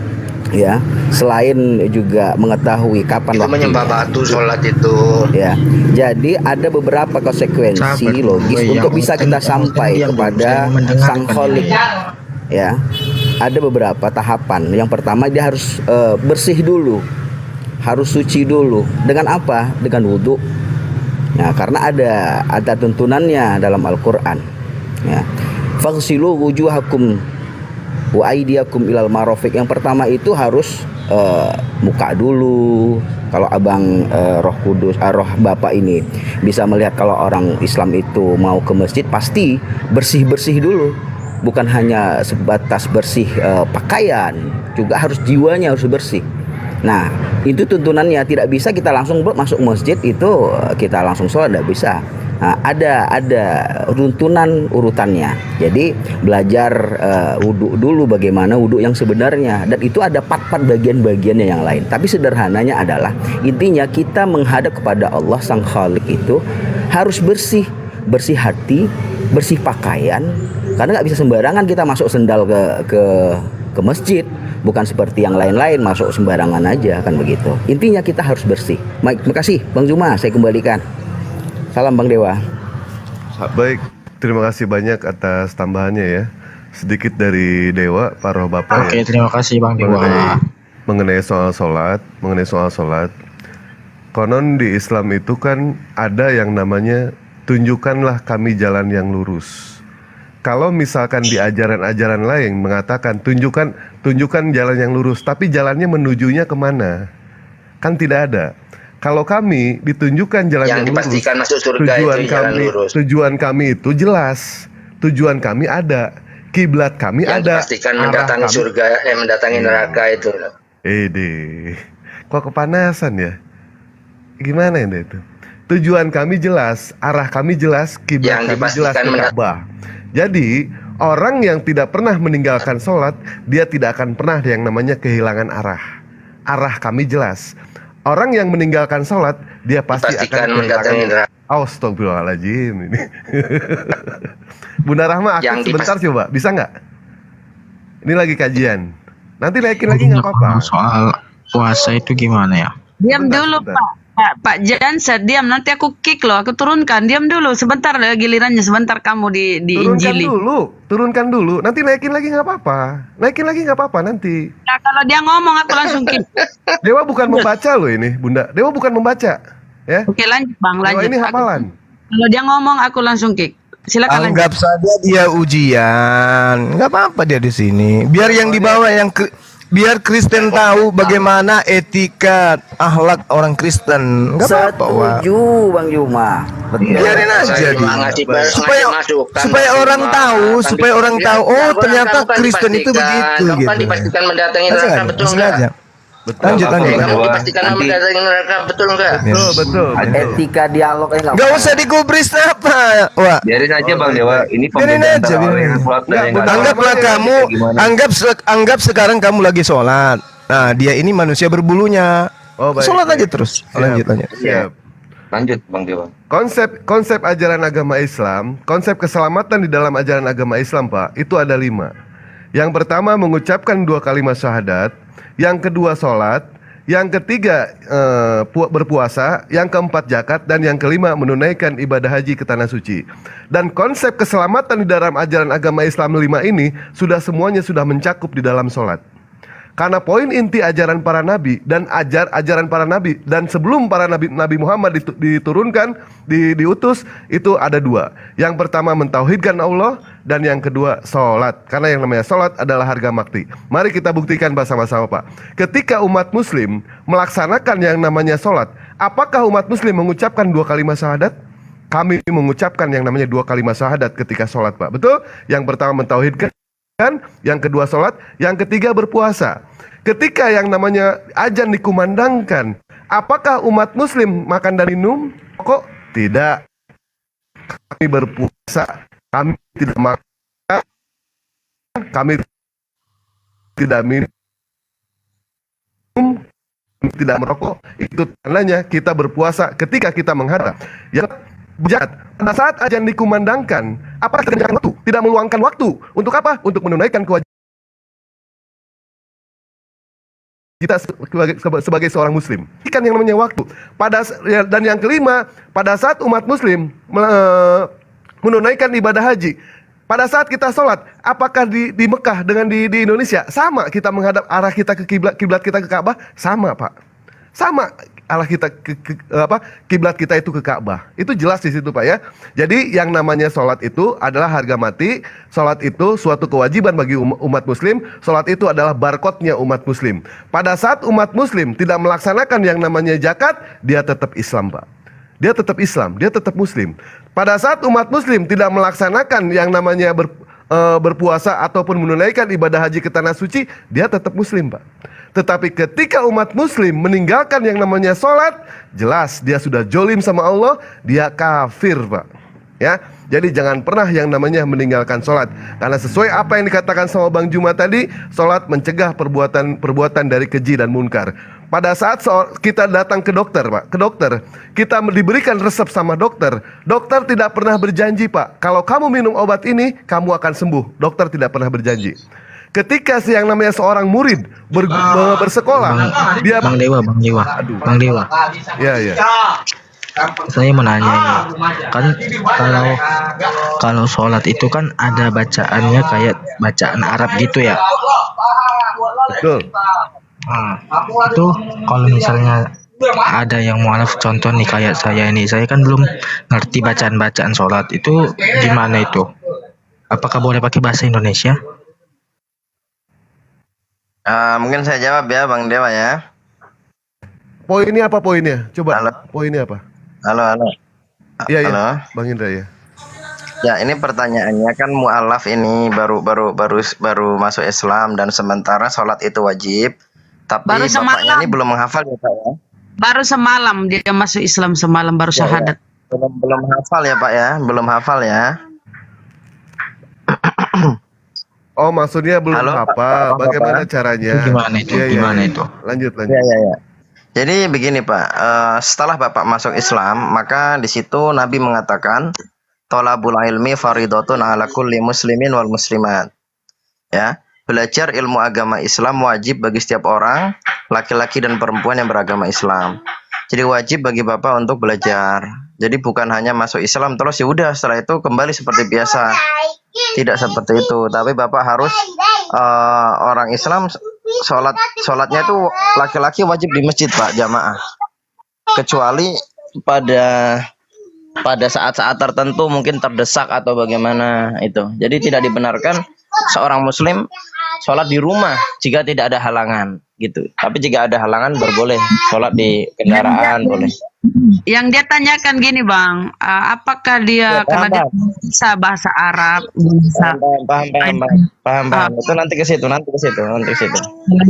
Kemudian jadi Bapak harus sering ke masjid Bang Indra, kalau ada suara anak-anak hati-hati ke Bennett loh, kalau ada suara anak-anak bahaya. Silakan yang lain dulu mungkin yang menjelaskan ya. Nanti ke Bennett akunnya permanen. Silakan Gurunda bisa menjelaskan karena dia belum bisa ngajinya belum ya kali ya. Bang Roh Bapak ya. Iya, mohon izin ya Dinda Indra ya. Jadi kalau belum tahu bacaan Quran, bacaan sholat, ya ikutin aja imam sambil belajar. Pelajari rukun-rukun sholat. Hal-hal yang wajib dilakukan pada saat sholat. Yang pertama tadi wudhu dulu. Pelajari cara wudhu. Kalau di dalam ajaran Yahudi disebut mentahirkan diri ya, itu pentahiran diri. Itu diajarkan oleh para nabi karena sholat itu adalah ajaran yang dilakoni oleh seluruh para nabi. Ya, jadi kalau sholatnya bacaannya belum diketahui, ya ikuti aja gerakan imam. Nabi apa sholat? Usahakan kemudian sholat itu harus mengikuti imam. Ada yang kita ikutin sholat, jangan sholat sendiri. Karena sholat itu adalah kewajiban. Seluruh para nabi itu sholat. Abraham sholat, Kejadian 17 nomor 3. Itu jelas itu. Kemudian di dalam kitabnya orang Yahudi, Yosua juga sholat. Yosua 5 nomor 14. Yesus juga sholat. Matius 26 39. Jadi semua para nabi itu sholat. Nabi Musa juga sholat, Daniel juga sholat. Itu diceritakan. Nabi Daud juga sholat. Ada lengkap dalilnya di dalam kitabnya orang Yahudi itu, lengkap. Nah, jadi sholat itu wajib, hukumnya wajib. Nah, kalau bacaannya kita belum hafal, belum tahu, ikuti aja dulu sambil belajar. Jangan selamanya ngikut. Selamanya ngikut, harus belajar. Hari ini misalnya harus menghafal Al-Fatihah. Nah, besok menghafal surah pendek 1 dan seterusnya. Sampai hal-hal yang menjadi hal yang wajib di dalam sholat itu dihafalkan sehingga bisa ibadah sendiri, sholat sendiri. Sholatnya diusahakan di masjid, kecuali ada hal-hal yang menjadi uzur, menjadi pembatal untuk sholat. Ada yang menghalangi untuk tidak sholat di masjid. Misalnya ada badai, ada perang, sakit, hujan deras dan seterusnya. Itu tentang puasa. Kalau puasa itu wajib hukumnya bagi kita umat Islam, apalagi laki-laki. Ayatnya ada dalam surah Al-Baqarah ayat 183. Bismillahirrahmanirrahim. Ya ayyuhalladzina amanu kutiba alaikumusiyam kama kutiba alal ladzina min qablikum la'allakum tattaqun. Wahai orang-orang yang beriman, diwajibkan atas kamu berpuasa sebagaimana diwajibkan atas orang sebelum kamu, agar kamu bertakwa. Jadi nabi-nabi terdahulu dengan umatnya yang menjadi pengikut setianya juga puasa. Sama seperti sama seperti Yesus, muridnya juga puasa. Nabi Musa juga puasa. Boleh dibaca di dalam Keluaran 34 nomor 28. Kemudian Nabi Daud juga puasa. Itu juga tertera di dalam Mazmur 35 di data 12 sampai 13. Kemudian Nehemia juga puasa, Esra juga puasa. Lengkap dalilnya. Para nabi dulu-dulu itu puasa. Semua nabi itu puasa. Termasuk Yesus mewajibkan juga puasa kepada muridnya. Di mana itu tertulis? Di dalam Matius 9. Matius 9 nomor 15. Dapatkah sahabat ketika dia ditanya sama orang-orang Yahudi pada masa itu, mengapa kami dan orang Farisi berpuasa wahai Yesus, tetapi kenapa muridmu tidak puasa? Yesus jawab, dapatkah sahabat-sahabat mempelai laki-laki? Jadi Yesus mengatakan dirinya sebagai mempelai laki-laki. Berduka cita selama mempelai itu bersama dengan mereka. Tetapi waktunya akan datang, mempelai itu diambil dari mereka. Yesus akan diambil dari mereka, dan pada waktu itulah mereka akan berpuasa. Jadi ketika Yesus terangkat ke langit, murid-muridnya wajib hukumnya berpuasa. Tapi tidak ada muridnya yang melakoni itu, karena memang muridnya sudah nggak ada. Kristen tidak berpuasa seperti wajibnya murid-murid Yesus, dikarenakan Kristen bukan pengikut Yesus. Seperti itu. Jadi seluruh nabi mengajarkan berpuasa. Jadi wajib kita berpuasa. Nanti bulan suci Ramadan kita puasa. Silakan. Siap, makasih banyak. Ada yang mau ditambahkan barangkali? Silakan. Bang Ro harus sunat ya, Bang Ro. Si Bunda ini. Iya, Bang. Baik. Ya, dikasih tahu harus sunat, wajib sunat. Lanjut. Seperti apa yang dikatakan Bang Juma, semua nabi melakukan yang namanya sholat. Hanya tidak diceritakan secara gamblang di dalam Al-Quran sholatnya seperti apa. Saya sih baca di hadis ya, di hadis Nabi, bahwa Nabi Sulaiman alaihissalam sholatnya itu hanya berdiri. Itu yang saya baca, yang saya pahami ya. Nah, kita lihat di dalam Matius 26, maka ia maju sedikit lalu sujud dan berdoa. Ini Yesus ya. Di dalam Nehemia 8, Allah yang maha besar dan semua orang menyambut dengan amin amin sambil mengangkat tangan. Kemudian mereka berlutut dan sujud. Di dalam 1 Raja-Raja 18, lalu Ahab pergi untuk makan dan minum, tetapi Elia naik ke puncak gunung Karmel, lalu yang membungkuk ke tanah dengan mukanya di antara kedua lututnya. Apa artinya itu? Itu artinya sujud. Jadi seperti yang dikatakan Pak Rokan tadi ya, yang namanya kita melaksanakan sholat bukan cuma bersih Pak, tapi harus suci. Kenapa? Yang namanya bersih belum tentu yang namanya suci. Tetapi kalau suci sudah pasti yang namanya bersih. Sebelum melaksanakan sholat, kita membasuh yang namanya tangan, membasuh yang namanya kaki, artinya itu berwudu. Di dalam Keluaran 40:32 di situ dijelaskan mereka masuk ke dalam kemah pertemuan dan apa mereka datang mendekati mezbah itu, maka mereka membasuh kaki dan tangan seperti yang diperintahkan Tuhan kepada Musa. Jadi yang namanya berwudu. Begitu ya, Pak Bapak ya. Kalau misalnya nih ada kayak teman saya kan Islam, terus waktu puasa tahun 2023 ini kan puasa itu berapa lama sih? 1 bulan ya? Puasa itu kan Iya, 1 bulan. masalah 1 bulan. Itu dia Islam, dia saya lihat nggak pernah puasa selama 1 bulan itu. Itu gimana itu? Pak, kalau misalkan melihat syariat ajaran agama Islam melalui oknumnya, Pak, tidak ada satupun orang yang mau mualaf, Pak. Tidak ada. Jangan salahkan ajarannya, tetapi salahkan oknumnya. Apakah Islamnya sudah sempurna, Pak? Islamnya sudah sempurna. Siapa yang mengatakan Islam sempurna? Apakah Bang Juma? Bukan, Pak. Apakah itu Bunda Rahma? Bukan. Yang mengatakan Islam sempurna itu adalah Allah Subhanahu wa Ta'ala. Kalau oknumnya, apakah bisa melakukan Bukan apa saja? itu yang Bisa, Pak. ditanya. Apa tuh, Bang? Bukan itu yang ditanya, we. Apa? Lupa deh, Pak. Lanjut. Bagaimana dengan orang yang tidak sholat itu hukumnya? Jadi gini, Iya. yang disampaikan oleh adik saya Dewa itu betul. Tidak sholat, Pak, bukan tidak sholat, Ya. tapi puasa. Yang disampaikan itu betul. Islam itu sudah sempurna. Lalu bagaimana mereka yang tidak puasa? Jadi gini, saudaraku, yang diwajibkan puasa itu adalah orang beriman. Makanya seruannya, ya ayyuhalladzina amanu kutiba alaikumusiyam kama kutiba alal ladzina min qablikum la'allakum tattaqun. Wahai orang-orang yang beriman. Jadi tidak semua orang Islam itu beriman. Ada yang Islam KTP, ada yang tidak mentaati perintah Tuhan. Mungkin karena Islam dari tidak pernah belajar atau seperti apa, yang beriman gitu. Dan orang yang diselamatkan kemudian ke dalam surga hanya orang yang beriman. Jadi apakah boleh mengatakan, loh yang dipanggil puasa kan hanya yang beriman, aku kan tidak beriman, berarti aku nggak wajib puasa? Bukan begitu. Perintah sebenarnya adalah ketika ada disampaikan ya ayyuhalladzina amanu, wahai orang-orang yang beriman, dirikanlah puasa sebagaimana diwajibkannya puasa kepada orang-orang sebelum kamu. Nah, orang yang tidak beriman tidak diwajibkan. Tetapi orang yang tidak beriman tidak punya tiket masuk ke surga. Berarti orang yang tidak beriman harus jadi beriman, sehingga harus jadi puasa juga. Kenapa? Supaya masuk ke dalam surga. Karena Allah memberikan warisan berupa surga Firdaus kepada mereka yang mendirikan sholat dan melaksanakan puasa.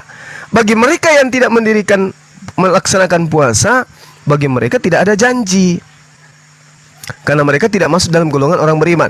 Jadi teman saudara yang tidak puasa itu berarti bukan orang beriman. Dia tidak merasa terpanggil. Yang merasa terpanggil itu hanya mereka yang beriman. Misalnya nih, besok kita puasa, mulai masuk bulan suci Ramadan besok. Orang-orang beriman itu sudah persiapkan diri. Aku mau puasa besok. Itu orang beriman tuh. Tapi yang tidak beriman malah kesal, malah jengkel dengan datangnya bulan suci Ramadan. Kenapa? Dia akan merasa, aduh saya tidak bebas lagi makan, saya tidak bebas lagi merokok, di penjara lagi saya ini. Berarti dia sama seperti setan. Karena pada bulan suci Ramadan itu memang dikatakan bahwa iblis itu di penjara. Nah, mereka yang merasa kemudian tersiksa dengan datangnya bulan puasa, merasa terpenjara, berarti dia golongan daripada iblis. Nah, iblis itu tidak mau dipenjara, iblis itu tidak mau dikekang. Mereka selalu memberontak. Ketika diperintahkan sujud kepada perintah Tuhan, mereka tidak mau, mereka memberontak.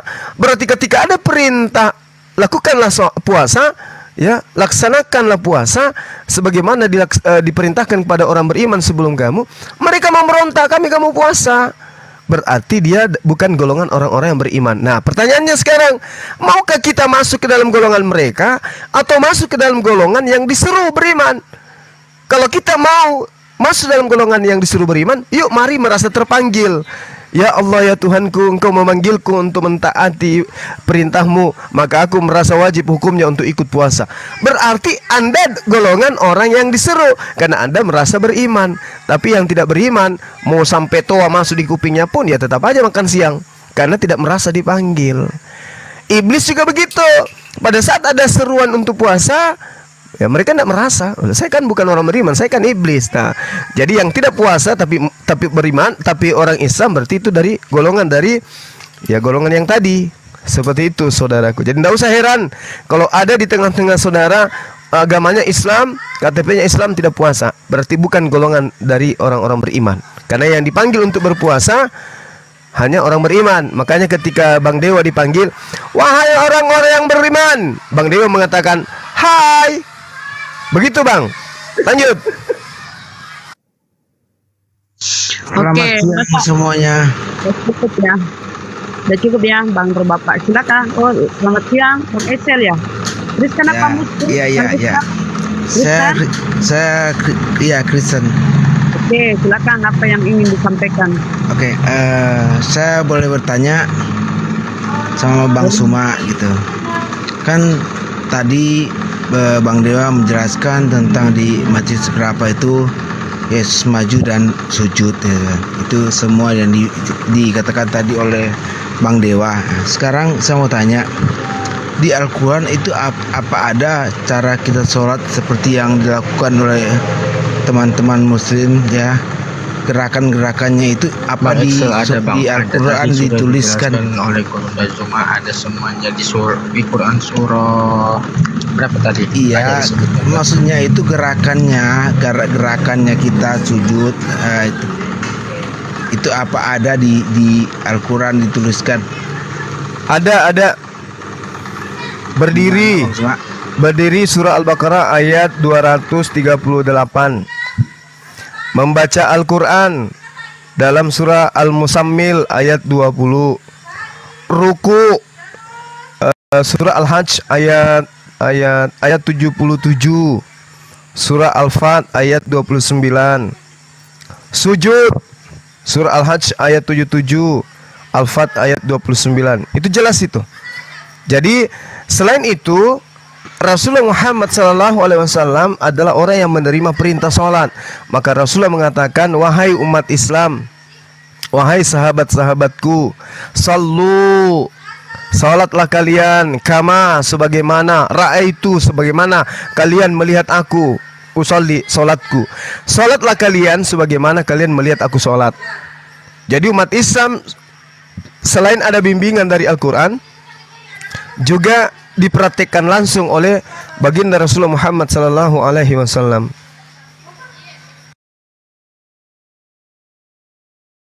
Seperti itu. Iya, dicontohkan. Nah, yang menjadi pertanyaan ketika Yesus mengatakan, jika engkau percaya kepadaku, engkau juga akan melakukan pekerjaan yang aku lakukan. Yesus sholat, melakukan praktek yang dilakukan oleh umat Islam. Tapi kenapa teman-teman Kristen tidak melakukan? Padahal katanya kalau percaya ikuti pekerjaan yang Yesus lakukan. Yesus sholat, kenapa? Iya, tapi silakan. Tapi yang diajarkan Yesus itu tidak berulang-ulang kan, cuma sekali aja, enggak harus berulang-ulang gitu. Bagus saudaraku. Makanya Yesus mengatakan begini, masih banyak hal yang ingin aku ajarkan, tapi kamu belum sanggup untuk menanggungnya. Coba Anda bayangkan, kalau sholat itu wajib hukumnya 5 kali sehari, ya, ditambah dengan sholat sunnah. Jadi sholatnya umat Islam itu dalam sehari itu ada puluhan rakaat. Bayangkan itu Bang. Sebelum sholat subuh minimal 2 rakaat. Itu. Sebelum sholat zuhur minimal 2 rakaat. Setelahnya minimal 2 rakaat. Asar, sebelum asar 2 rakaat minimal. Nah, kemudian maghrib, kemudian isya. Jadi sholat itu banyak kali. Yesus mengatakan, masih banyak yang ingin aku ajarkan, tapi kamu belum sanggup untuk menanggungnya saat sekarang. Kenapa? Sholat itu banyak hal. Yang pertama, harus mandi junub dulu bagi mereka yang sudah beristri atau yang pernah mimpi basah. Lalu kemudian apa lagi? Wudhu. Pada masa itu air masih sulit. Maka tidak diajarkan. Itu salah satu. Makanya Yesus mengatakan, masih banyak hal yang ingin aku ajarkan, tapi kamu belum sanggup untuk menanggungnya untuk saat ini. Tapi begitu dia datang, yaitu seorang penghibur, roh kebenaran, dialah yang akan membimbing kamu ke dalam setiap kebenaran. Itu perintah Yesus. Maka setelah kemudian beliau terangkat ke surga, muncul kemudian ajaran yang menyempurnakan ajaran para nabi. Kalau tadinya tidak wajib 5 kali sehari, setelahnya wajib. Inilah yang dilakoni oleh umat Islam hari ini. Seperti itu, saudara. Pak Excel, maaf, tadi waktu saya membacakan ayat itu ya, kenapa Pak Excel tidak berani memprotes ketika saya membaca ayat 40, Keluaran 40 nomor 32? Ya kan abang coba lihat ayatnya. Abang lagi ngomong ya. Baik. Enggak, saya cuma saya bacakan ya. itu aja. Baik. Saya bacakan Pak Excel ya. Apabila mereka masuk ke dalam kemah pertemuan dan apabila mereka datang mendekati mezbah itu, maka mereka membasuh kaki dan tangan seperti yang diperintahkan Tuhan kepada Musa. Siapa, agama mana yang melakukan hal seperti ini? Islam, Pak.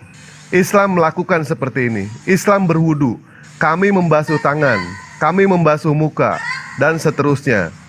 Ketika kami memasuki yang namanya mezbah, kami membuka sendal. Tapi Pak Excel, ketika masuk ke gereja, Pak Excel membuka otak. Itu bedanya di situ, Pak. Aduh. Ya kan yang saya tanya tadi kan bukan itu, cuma abang jelaskannya ke sana. Yang saya tanyakan tadi itu gerakan-gerakan yang kita lakukan itu di Al-Quran itu dirincikan kah seperti itu yang saya tanyakan, Bang. Baik, tadi sudah terjawab ya. Sudah terjawab semua Pak Excel ya. Jadi kayak kita harus sujud 3 kali gitu kan, seperti itu biasanya kan gitu. Apa itu dijelaskan di Al-Quran, ditulis di Al-Quran sujud 3 kali atau apa gitu. Itu yang saya maksud, Bang. Tadi sudah dijelaskan soal Bang Juma. Lanjut, Bang. Itu makanya Rasulullah mengatakan, sholatlah kamu sebagaimana kamu melihat aku sholat. Jadi yang kami lakukan sekarang ini itu adalah apa yang dilakukan oleh baginda Rasulullah Muhammad SAW. Sebab beliau yang menerima perintah sholat.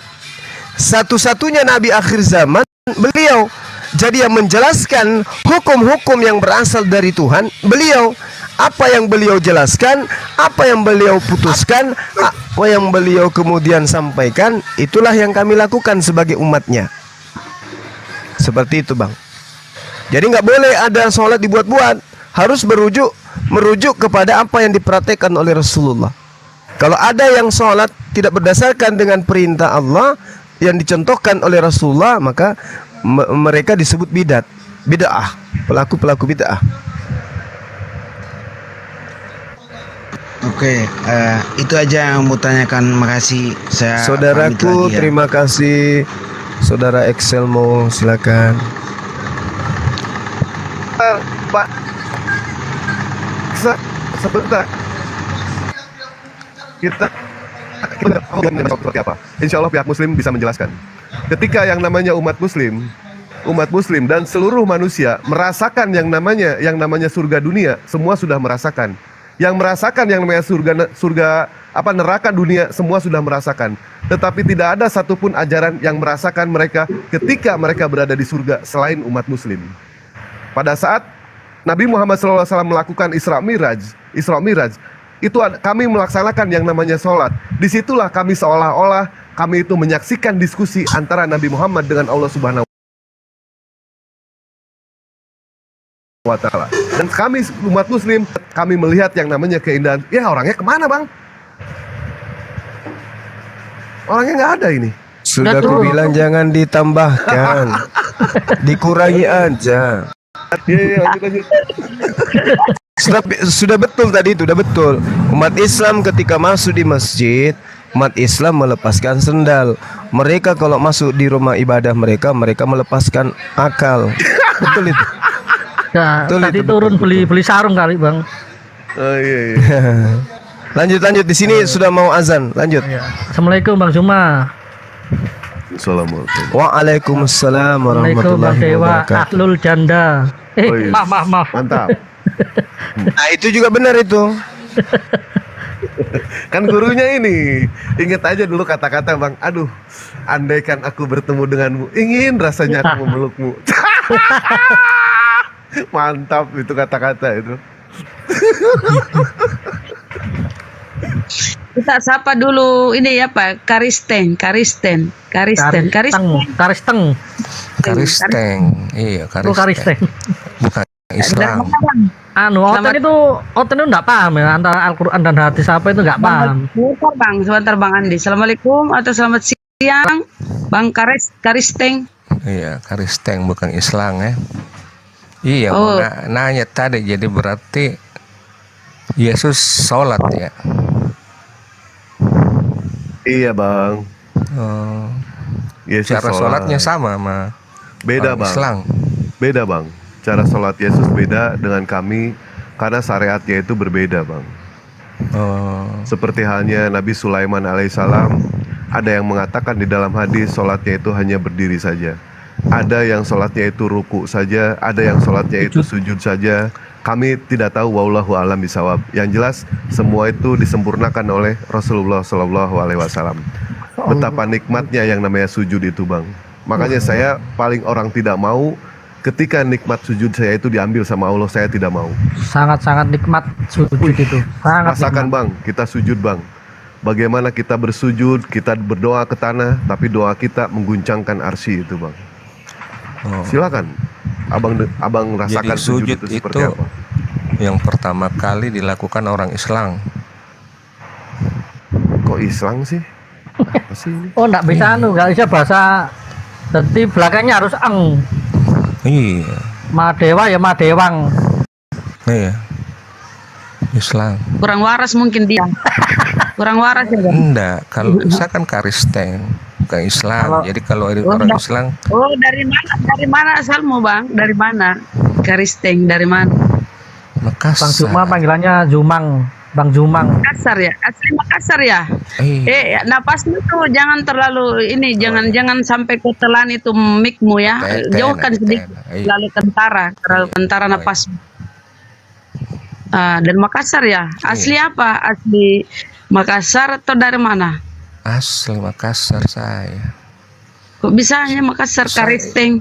Iya, Karisteng. Memang orang Makassar Jadi dari Makassar Karisteng. makan babi ya? Apalagi anjing. Iya, enak babi. Lanjut mau kok. Ya, aku percaya kok ke Makassar mungkin tator kok toro konakan roko bat itu. Ripalemoni ya kan. Rilasukan. Cara-cara bang itu Makassar. Hah? Lanjut mau kok, lanjut. Ripalemoni Cara-cara ya rilasukan. Hah? Oh, tator kok lanjut mau kok. Enggak ada mau. Manggeku Palopo Sengkang. Oh, itu gurun dari Amatku Manado. Oh, pantas sama Lanjut aja Pak, lanjut aja Pak. Apa yang mau disampaikan Pak? Lanjut Jadi, apa yang mau disampaikan berarti Pak? sujud orang Islam yang pertama yang adakan sujud begitu. Lanjut Pak, lanjut Pak. Yang pertama sujud itu Muslim. Orang yang sujud kepada Tuhannya itu adalah orang yang berserah diri. Semua para nabi itu Bang, seluruh para nabi Bang itu sujud di dalam beribadah, menyembah kepada Tuhan. Tidak ada yang salto-salto, tidak ada. Mereka sujud dalam beribadah. Perintahnya, malah Tuhan menubuatkan di dalam kitabnya orang Yahudi, Yesaya 66 nomor 23. Sabat berganti sabat, bulan berganti bulan, tahun berganti tahun. Seluruh manusia akan datang kepadaku, sujud beribadah, menyembah kepadaku. Nah, Islam yang mempraktekkan itu. Begitu saudara ya. Karena di sini sudah azan, saya sujud dulu kepada Tuhan pencipta dan bumi. Habis ini kita ketemu lagi. Saya kira sujud orang Islam yang kasih itu. Nabi Adam sujud, semua para nabi sujud. Mereka dalam hal beribadah kepada Tuhannya itu sujud. Yesus sujud dalam beribadah. Nah, yang tidak mau sujud ini di dalam kitab Kejadian hanya iblis. Ketika Tuhan meminta kepada mereka untuk iblis ini untuk sujud kepada Nabi Adam alaihissalam untuk menghormat, taati perintah Allah, Allah yang memerintahkan kamu melakukan prosesi itu, mereka membangkang untuk sujud. Maka yang tidak sujud itu artinya adalah iblis, gitu bang. Setan. Jadi bukan. Nah, cocok setang. Setan toh. Jadi apalagi itu. Jadi sujud itu harus Islam gitu ya. Sekarang juga kalau Anda mau sujud silakan aja sujud. Mau masuk ke gereja sujud, tapi saya yakin kalau ke gereja Anda sujud, jidat Anda akan kejeduk dengan meja atau kursinya orang depan Anda gitu. Karena di gereja Anda itu kursi. Karisteng itu berlutut. Nah, karena penopangnya itu kursi. Jadi pemahamannya Islam. Karena saya lihat rumah ibadahnya orang Yahudi itu tidak ada kursi. Hanya di Kristen ada rumah ibadah. Karena kenapa? Di sana ada pertunjukan.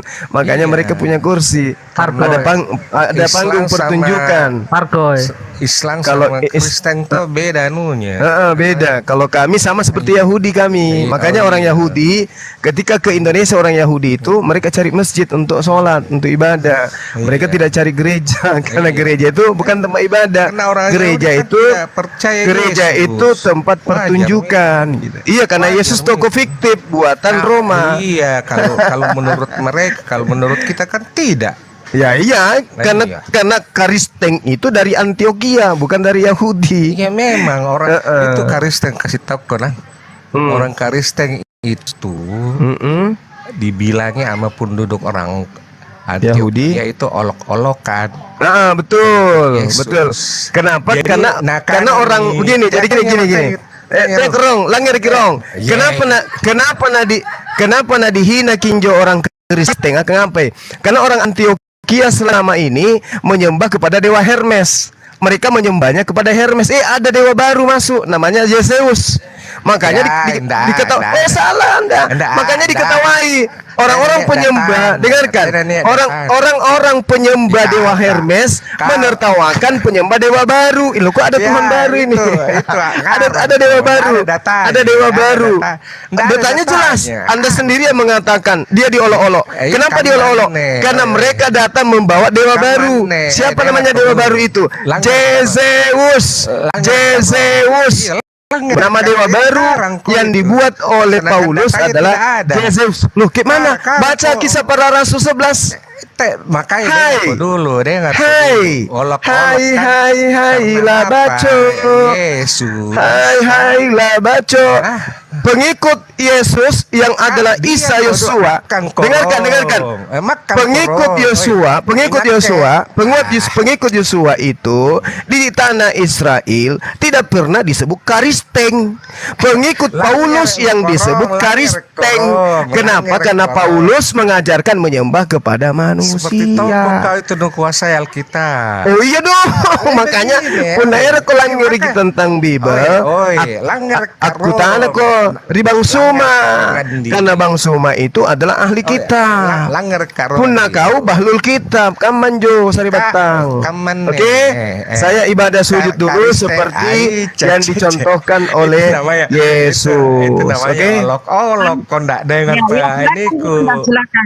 Pantas pemahamanku olok juga. Manado itu segala sesuatu dimakan di Manado. Pantas kok Karisteng. Kamu Manado. Iya, itu haknya orang. Kenapa kau larang?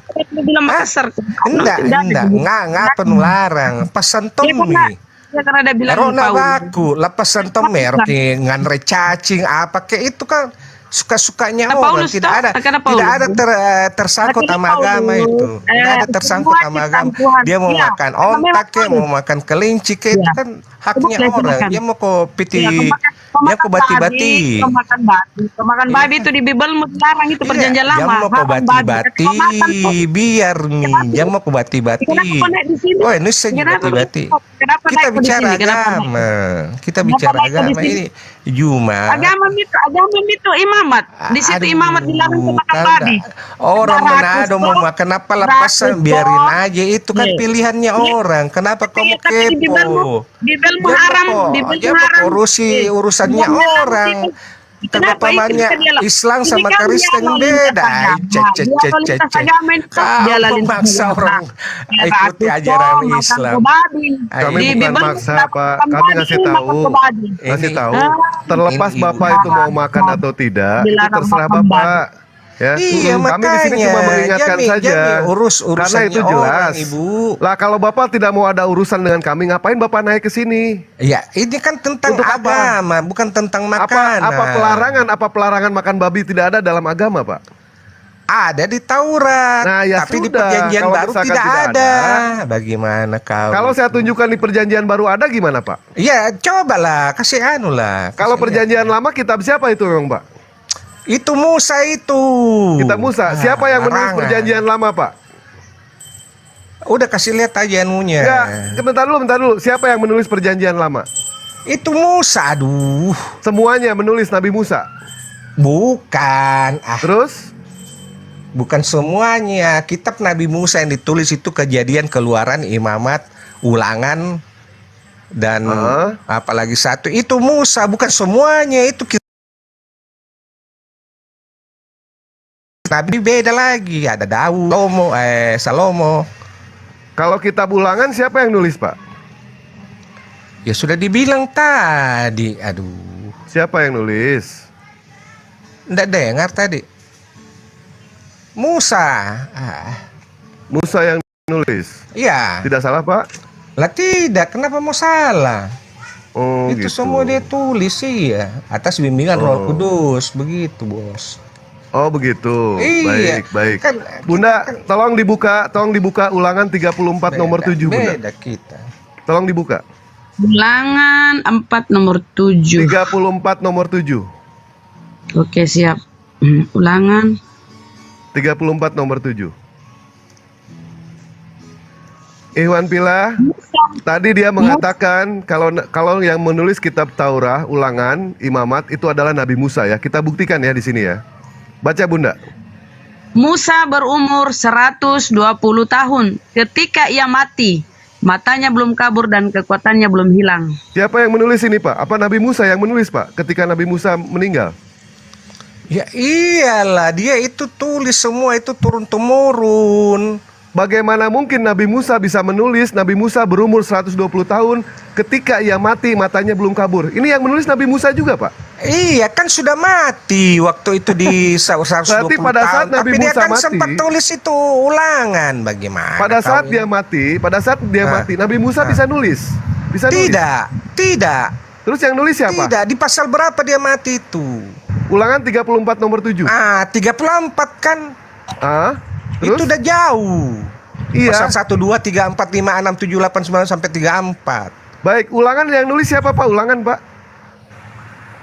Udah dibilang dari tadi, bagaimana sih? Nabi Musa yang nulis. Coba buka akal Bapak di sini. Nabi Musa yang nulis. Ketika Nabi Musa meninggal, ini yang menulis Nabi Musa juga. Meninggal di pasal berapa? 34 nomor 7. Nah, itu kan udah akhir.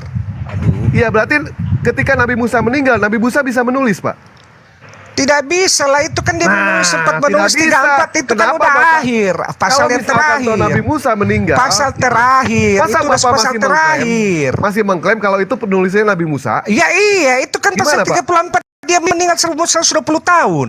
Siapa itu yang menulis, Surat Pak? terakhir. Siapa yang menulis? Pasal 1, 2, 3, 4, 5, 6, 7 dan seterusnya itu sampai Musa 34. Sampai Musa. Menutup mata, koit, 34 nomor 7 masih Nabi Musa juga yang menulis. Ya saya kan bilang sampai 34 itu kelanjutannya yang tulis yang nabi-nabi lah. Aduh gimana sih ini? Tadi Bapak mengatakan Nabi Musa semua yang menulis. Iya, pasal 1, 2, 3, 4, 5, 6, 7, 8, 9, 10, 11, 12, 13, 14, 15. Tadi Bapak dengan jelas itu mengatakan Nabi Musa. Kitab Ulangan 34 nomor 7 itu yang menulis Nabi Musa. Gimana nih Karesteng ini? Karesteng ini nggak 37 konsisten tetap terakhir itu sudah Baik, terakhir. yang menulis itu dilanjutkan. Baik, itu ya, siapa yang lebih melanjutkan? dari separuh dia. Pasal Siapa yang itu melanjutkan, Pak? Siapa yang berapa melanjutkan? ayat di Ulangan? Kau buka Ya, ada berapa? baik. Ada berapa jumlah? Siapa yang melanjutkan pasal? Kitab Ulangan 34 nomor 7? Ya Yosua lah. Yosua. Beleng-beleng kau, beleng-beleng kau. Hah? Beleng-beleng Tadi bilang apa? mengatakan ente Nabi Musa, sekarang Nabi Yosua, beleng-beleng kau. Kelanjutannya Yosua. Aduh, Alah, ini enggak. kau ini gimana ini, ha? Ayat Apa? pasal 1 siapa yang tulis? Lah, saya nanya ke Ulangan. Bapak, mana saya Pasal tahu, 2 Pak? siapa yang tulis? Pasal 3 Mana siapa saya yang tahu? tulis? Pasal 4 Keresteng. siapa yang tulis? Pasal 5 siapa yang tulis? Itu semua Musa sampai terakhir 34. 34. Kelanjutannya ditulis oleh Yosua. Nah, 34 nomor Pakai 7 otak siapa? kau. Kau pakai Yosua otak lah. juga, pakai akal juga, pakai Yosua. polos. Tadi Yosua. kenapa ente mengatakan kalau itu yang menulis Nabi Musa? Kenapa? Nabi Musa di pasal 1, 2, 3, 4, 5, 6, 7, 8, Ente 9, tidak 10. mengatakan seperti itu. Dengar nggak Iwan Pilah? Dengar nggak? Dia mengatakan Ini kita orang ulangan bilang Nabi Musa. Yosua, Musa sampai Pak Surya 34 Spoto, siapa yang terakhir menulis ulangan pasal 34 terakhir menutup mata dilanjutkan oleh Yosua. Ini orang gimana? Nah, yang menutup mata ini siapa? Ini yang menulis. Musa lah di pasal 34 udah terakhir Mungkin dilanjutkan nggak oleh yang Musa. namanya Nabi Musa menulis, Nabi Musa sudah meninggal. Saat Mungkin sekarat. tidak? Hah? Nih, pasal 1 dia udah sekarat. Pasal 1 udah sekarat dia udah mati. Nabi Musa pasal 1 udah mati belum? Ya, nggak tahu. Yang saya tanya. Nggak tahu. Yang saya tanya ulangan 34 nomor 7. Ya, keresteng. Udah dibilang Keresteng ini sampai gimana? pasal 34. Tadi dia mengatakan 33 dia tulis Ulangan yang 34 menulis adalah meninggal Nabi dilanjutkan Musa. Yosua. Ternyata keresteng ini gimana keresteng? Ternyata dia tidak konsisten keresteng. Pakai otak bukan konsisten Makanya pakai akal lu. otak. Pakai polo punya kalau mau berhujah. Pakai polo. Kedabrus karet tengi kedabrus. Mati Musa dilanjutkan Yosua. Ya tahu Slewe, apa yang mau ditanggapi? Mati Musa dilanjutkan Yosua. Udah. Kalau tolol jangan lama-lama Kau yang tolol karena bukan kitabmu. Kau yang tolol. Bukan kitabmu. Kau seolah-olah kuasai. Gimana kau ini? Memang itu kitabmu itu. Memang kitabmu. Beleng-beleng kau deh. Beleng-beleng. Kitab Taurat ada 3, Yahudi, Kristen, Samaria. Apakah Yahudi? Yahudi mengakui. Yahudi mengakui. Apa? Ya dia mengakui lah. Yesus itu dari mana? Orang mana? Nazaret, Israel. Silsilah Yesus dari mana? Yahudi gak kenal Yesus. Iya memang tidak kenal karena dia Kristen kok. Ngerti nggak? Kristen kok apa? Dia nggak kenal memang. Dia nggak kenal Yesus itu siapa. Dia maunya itu Yesus. Iya. Yahudi tidak mengakui. Ngapain ente berinduk ke Yahudi? Mau ngapain? Lah, emang dia silsilahnya Tuhan Yesus dari sana kok. Oh, jadi yang harus Tuhan punya pakai silsilah. dari pertama ciptaan Adam dan Hawa itu Yesus yang ciptain. Kamu tahu? Di mana ayatnya, Pak? Allah, Anak, Roh Kudus. Anak itu adalah Firman. Firman itu Yesus. Allah itu ada Firman, ada Roh. Nah, yang menciptakan itu adalah Firman. Pada mulanya adalah Firman. Firman itu bersama-sama dengan Allah.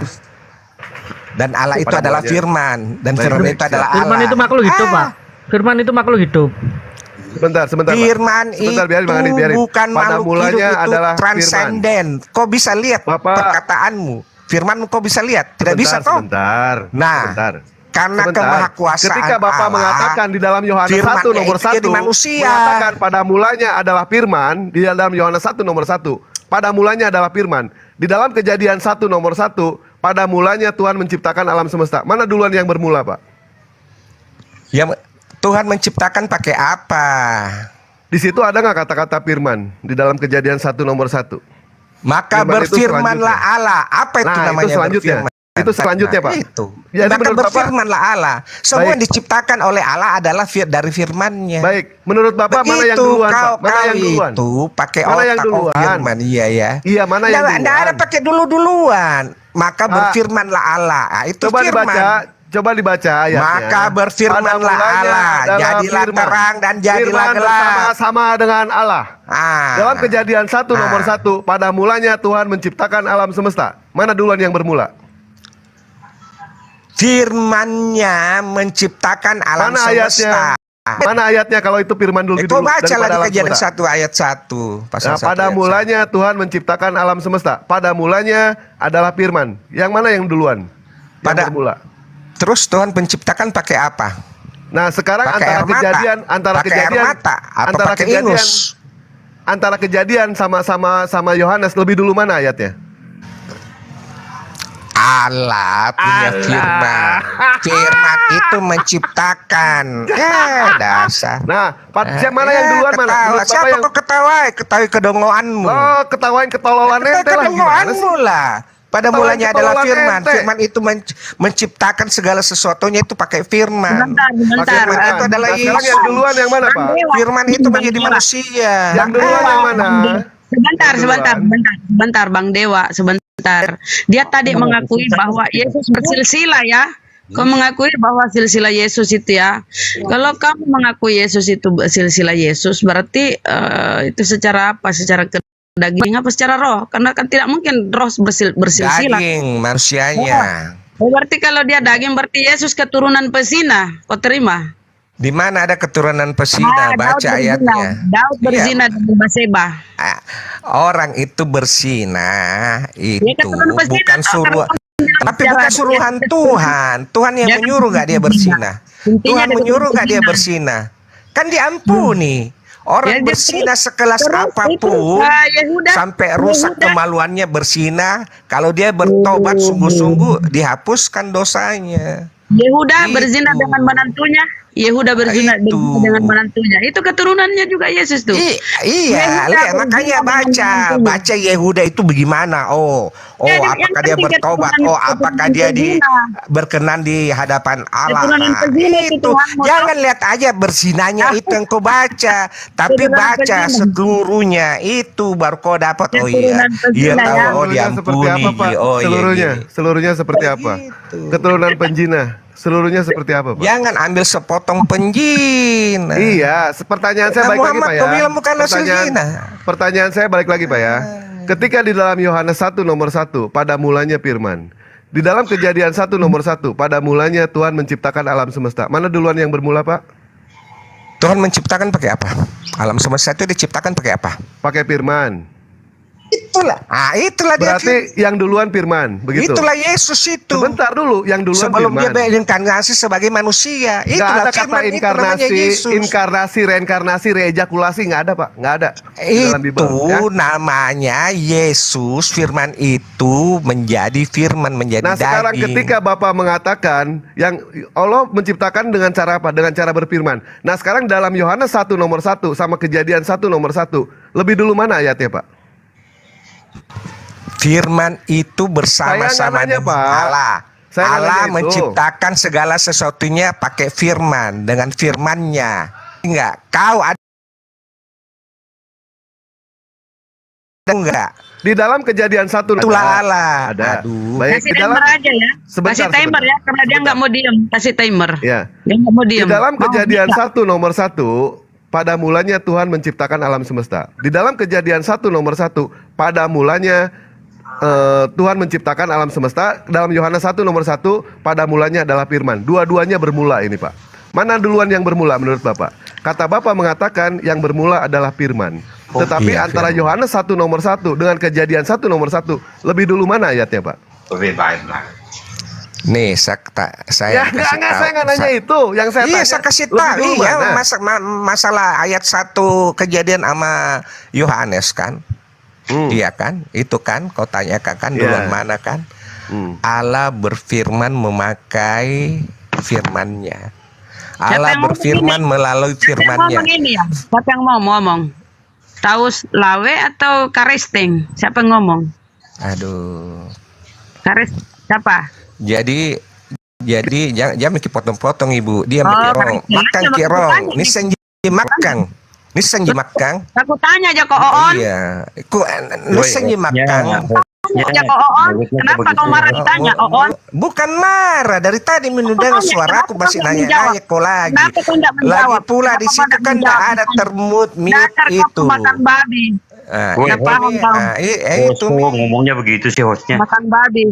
Sudah kau pemakan babi, tidak usah. Nggak apa-apa Bunda, nggak apa-apa, nggak apa-apa. Kita tanya baik-baik, dia nggak usah bikin kacau. Silakan Komal. Toswele, Nanti kita Toswele. Ruwet rungkat gara-gara dia bahaya. Silakan Toswele. Tadi Silakan, Bang. kita membawa 2 ayat di sini.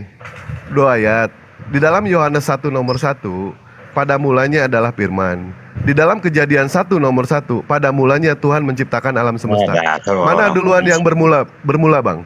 Antara firman dengan alam semesta. Orang-orang Farisi ini malas. Lah, gimana ini? Gitu. Loh, langsung turun. Kacau Nggak kalian. jelas, iya. Ruwet Kenapa mulut. ya kalian tuh pada kepanasan ya? Diskusi santai aja, kenapa sih? Apa karena kalian sudah merasa keimanan kalian keliru sehingga kalian kepanasan? Iya, Kenapa kalau muter-muter kalian bulat. diskusi santai? Iya, diskusi santai aja. Kalau kalian merasa iman kalian benar, santailah kalian diskusi. Jangan kepanasan macam-macam omonganmu. Sebagai tamu kau harus sopan. Orang. Baik, Dewa nanya ke Iwan Pila aja yang di bawah ya. Antara Yohanes 1 nomor 1 sama Kejadian 1 nomor 1, mana duluan yang bermula? Sebentar Bang, Bang Dewa, dia mau naik ini, tapi Pusing juga kamu ya. harus sopan ya. Saya kasih naik tapi harus sopan. Nggak usah madi, apa ya. Sekalipun kita dialog ya, saudara-saudara Kristen, imanmu tetap imanmu. Ini hanya dialog, supaya kita mengedukasi saudara-saudara yang lain. Terserah kamu mau percaya atau tidak ya. Kami yang menyampaikan, kami di dalam Al-Quran, di apa ya, Allah berfirman, serulah mereka kepada jalan Tuhanmu, serulah dengan cara yang baik. Kami hanya begitu, kami nggak ada pemaksaan ya. Lah, nggak ada pemaksaan dalam Islam. Intinya begitu. Jadi diskusi dengan santai, baik, sampaikan keimananmu. Silakan. Kau jangan menghujat, kau menghujat, kau ngeyel lagi cara ngomongmu, ku kick lagi. Santai lah, nggak ada yang paksa kau masuk Islam.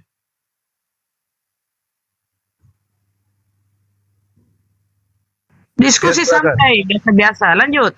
Kembali ke dalam tema. Moro-moro bela sampai Antara keluar Yohanes makam babi. antara Yohanes 1 nomor 1 sama Kejadian 1 nomor 1, mana duluan yang bermula? Bermula adalah firman menciptakan segala sesuatunya. Yang bermula adalah firman. Nah, antara Kejadian 1 nomor 1 dengan Yohanes 1 nomor 1, mana duluan ayatnya? Firman menciptakan alam Saya nggak nanya itu Pak, tolong nyambung Pak. dulu. Pertanyaan saya tolong nyambung Pak, ya. Tolong nyambung pertanyaan saya. Antara Kejadian 1 nomor 1 dengan Yohanes 1 nomor 1, mana yang duluan ayatnya? Apa itu Kejadian 1? Coba baca. Pada mulanya Tuhan menciptakan alam semesta. Terus Yohanes 1 pasal ayat 1. Pada mulanya adalah firman. Ya kan, kalau pada mulanya adalah firman. Mana duluan yang bermula? Ya tiga-tiganya itu. Allah di dalam Allah ada firman. Ada Nggak roh. ada Bang, nggak ada yang duluan. Itu dua-duanya bermula kok. Gimana? Itu aduh, Allah itu punya firman, ada roh di dalam diri Allah. Jadi itu nggak bisa dipisahkan. Yang saya tanya, Kejadian 1 nomor 1. Pertanyaanmu itu salah. Ayatnya yang salah. Kenapa harus ada ayat seperti ini? Makanya saya tanya. Pertanyaan yang itu salah. Kalau misalkan toh pertanyaan itu salah, silakan Bapak tanya sendiri, jawab sendiri kalau begitu. Enggak, Allah menciptakan segala sesuatunya dengan firman-Nya. Nah, yang duluan yang mana ini? Yang duluan. Apanya yang duluan lagi? Firman atau alam semesta yang duluan? Firman itulah. Yohanes 1 nomor 1. Ayat Allahu Akbar. Kenapa kok ketawa? Susah dibenerin ini bener. Firman. Susah dibenerin ini otak. Nah, kalau Allah tidak menciptakan dengan firman-Nya, pakai apa? Lah sekarang kenapa dua-duanya bermula? Kenapa dua-duanya bermula? Apanya bermula? Yohanes 1 nomor 1 bermula. Alam semesta bermula. Dua-duanya bermula. Maksudnya bermula bagaimana? Bagaimana bermula? Coba baca ayatnya Pak. Baca dulu ayatnya. Pada mulanya adalah firman. Firman itu bersama-sama dengan Allah. Bersama-sama dengan Allah. Dan firman itu adalah Allah. Baik, baca Kejadian 1 nomor 1. Firman itu adalah Allah. Baca Kejadian 1 nomor 1. Allah menciptakan dengan firman. Baca Kejadian 1 nomor 1 lengkap. Iya, Allah menciptakan alam semesta dengan lengkapnya firman-Nya. baca, lengkapnya baca. Iya, baca Mi. Bener-bener ini. Orang. Baca Mi. Allah kan menciptakan dengan firman-Nya. Gimana sih? Ruwet Bang Dewa, ruwet. Iya. Kok Baik, ruwet? ini kita Kalian bingung aja ya yang bikin ruwet. antara bebek sama telur duluan mana kita. Ya. Kalian aja yang bikin ruwet pikirannya. Karena Padahal itu Biblenya simpel ruwet. banget. Simpelnya dari mana, Pak? Bapak aja tidak bisa menjawab pertanyaan saya. Pada mulanya adalah firman. Terus Allah menciptakan melalui firman-Nya. Nah, Kejadian 1 nomor 1 bunyinya seperti apa, Pak? Pada mulanya Allah menciptakan langit dan bumi. Nah, pada mulanya dua-duanya bermula. Setuju nggak, Pak? Pada mulanya, ya kan, mula-mula Allah menciptakan langit dan bumi. Dengan apa dia ciptakan? Kejadian 1 nomor 1 pada mulanya tidak, Pak? Iya, pada mulanya. Nah, mana yang duluan yang bermula, Pak? Pada mulanya Allah menciptakan. bulat lagi. Menciptakan. Kok ketawa? Yang ditanyakan kan jelas tadi Bang Dewa. Ada dua perkataan, makna yang duluan. Kok enggak begini? Loh, kok nggak Allah itu begini? menciptakan pakai apa? Pada mulanya ada. Cepat lagi Bang Dewa, satu kali lagi Bang Dewa. Allah kan menciptakan. Pada mulanya Allah menciptakan. Dengarkan Pak ya. Lebarkan kuping-kuping Pak. Lebarkan kupingnya Pak. Ayo Bang Dewa. Baik, di dalam Yohanes 1 nomor 1 pada mulanya. Di dalam Kejadian 1 nomor 1 pada mulanya. Pertanyaan saya, mana duluan yang bermula antara alam semesta sama firman? Ya, ada firman lah. Oh, Baik, firman. Antara Kejadian 1 nomor 1 dengan Yohanes 1 nomor 1, mana duluan ayatnya? Firman lah yang duluan.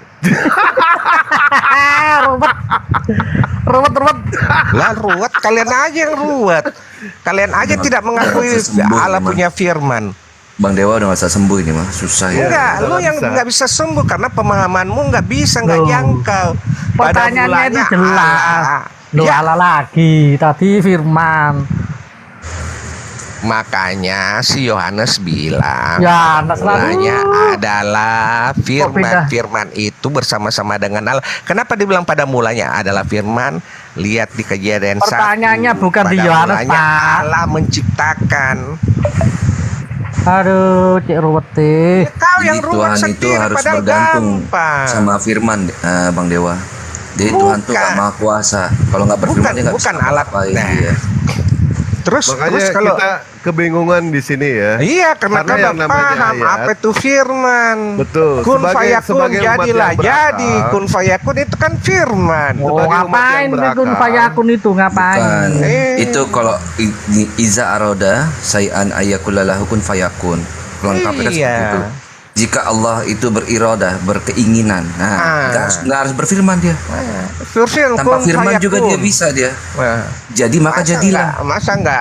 Jadi maka jadilah, kan itu berfirman dia. Iya, tapi nggak mana berfirman. Kalau Allah itu berkeinginan, iza aroda berirodat. Kan Kalau Allah mempunyai keinginan, berfirman kan kun ya fakir. Mana firman, mana berfirman. Oh iya, berarti Allah kalian.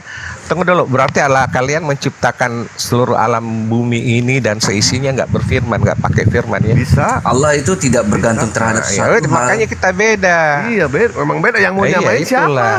Yang mau nyamain siapa? Iya, lagian juga. Gua kan bilang beda. Iya, yang mau nyamain siapa? Ya nggak ada yang mau nyamain. Ya Allah udah. kalian kan dari Iya, Arab. Kembali lagi. Allah kalian dari Arab. Tuhan impor juga. Bukan Allahnya Abraham, Ishak Iya. dan Yakub. Tuhan impor Iya, juga, kan? ente. Tuhan impor Enggak, dari Allah Israel. kalian bukan Allah Ibrahim dan Yakub, kalian Allah Arab. Apakah Ibrahim menyembah manusia? Siapa Ibrahim menyembah manusia? Dari mana ada tulisannya Ibrahim menyembah manusia? Iya, saya tanya, Ibrahim menyembah manusia tidak? Iya, ada datanya enggak? Lah nggak ada, makanya ngapain Yesus udah. dituhankan? Kenapa bertanyain kalau nggak ada Ngapain data? Yesus dituhankan kalau begitu? Lah, emang dia firman Allah jadi manusia kok? Gimana sih ente itu? Gimana Ibrahim sih tidak ente? ada sama sekali Firman menyembah manusia. Allah itu adalah Allah. Firman Ibrahim Allah itu nggak adalah ada, Allah. menyembah manusia nggak ada. Allah itu ada firman, ada roh. Makanya firmannya menjadi manusia. Lah kenapa ente ngaku-ngaku Allah Ibrahim, Allah Ishak, Allah Yakob? Iya. Ternyata Nabi berarti Ibrahim kan tidak nggak menyembah manusia. sama. Ente Yang kan mau nyamain siapa? Ente kan Makanya. bukan. Iya, emang kita Iya. beda kok. Ente Arab Tuhannya. Di ente juga, Tuhan ente impor juga, dari Nabi Israel. ente juga Arab, kagak disunat Tuhan lagi, impor kagak punya juga. mujizat lagi, gimana bisa dijadiin? Iya. Wah, wah, Jadi, wah, wah, wah. Itu. Ente juga Tuhan Wah. Lah iya kan beda. Tuhan Yang impor mau dari nyamain Yunani. Wah, wah, wah, wah, wah. Wah, wah, wah, wah. Kenapa ini? Kenapa saya tinggal kok ada yang keserupang? Ya, Ini secara nggak ngerti, dia mau sama-sama. Kalau Kenapa? udah dikasih pengertian, dia mau kok nanya-nanya karena kita memang beda Apa yang keimanan. apa itu? Apa Beda itu? keimanan. Ini Bang, Itu tadi siapa itu kita- pakai Wah, pakai kenapa? kabarnya Bang Zuma? Kenapa saudara si Seger ini kayak saudara dewa jangan sama-samakan Tuhan kita dengan agan Tuhan mana, mereka. anu. Mereka Tuhannya manusia, Tuhannya ngapain Iya disama-samakan? dong, manusia. Kalau nggak jadi manusia mana bisa tahu manusia ada Itu akun Tuhan. Bunda, akun palsu turunkan itu Bunda. bener. Itu gambarnya Bang Jadi Zuma dia di- tadi mengklaim kalau misalkan Tuhan Ibrahim, Tuhan Ishak, Tuhan Yakob menyembah Tuhan yang sama dengan dia, Pak, Bang. Begitu. Oh, tidaklah Tuhannya mereka buatan Yunani dari Antioquia gimana ceritanya? Beda lah. Dari mana? Beda. Mau Masa ada gini. Mari kita lihat wujud. Mari kita lihat wujud Tuhan saudara. Jadi wujudnya Yesus itu begini. Sebab Tuhan kita adalah api yang menghanguskan. Jadi wujud Tuhan Anda itu wujudnya seperti apa? Seperti apa?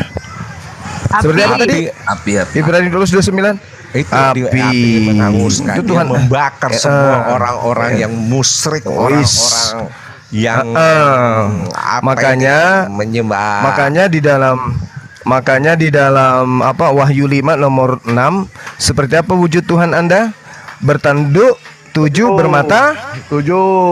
bertanduk 7 bermata 7. Salah Nah, itu salah Tuhan kami tidak seperti itu, beda.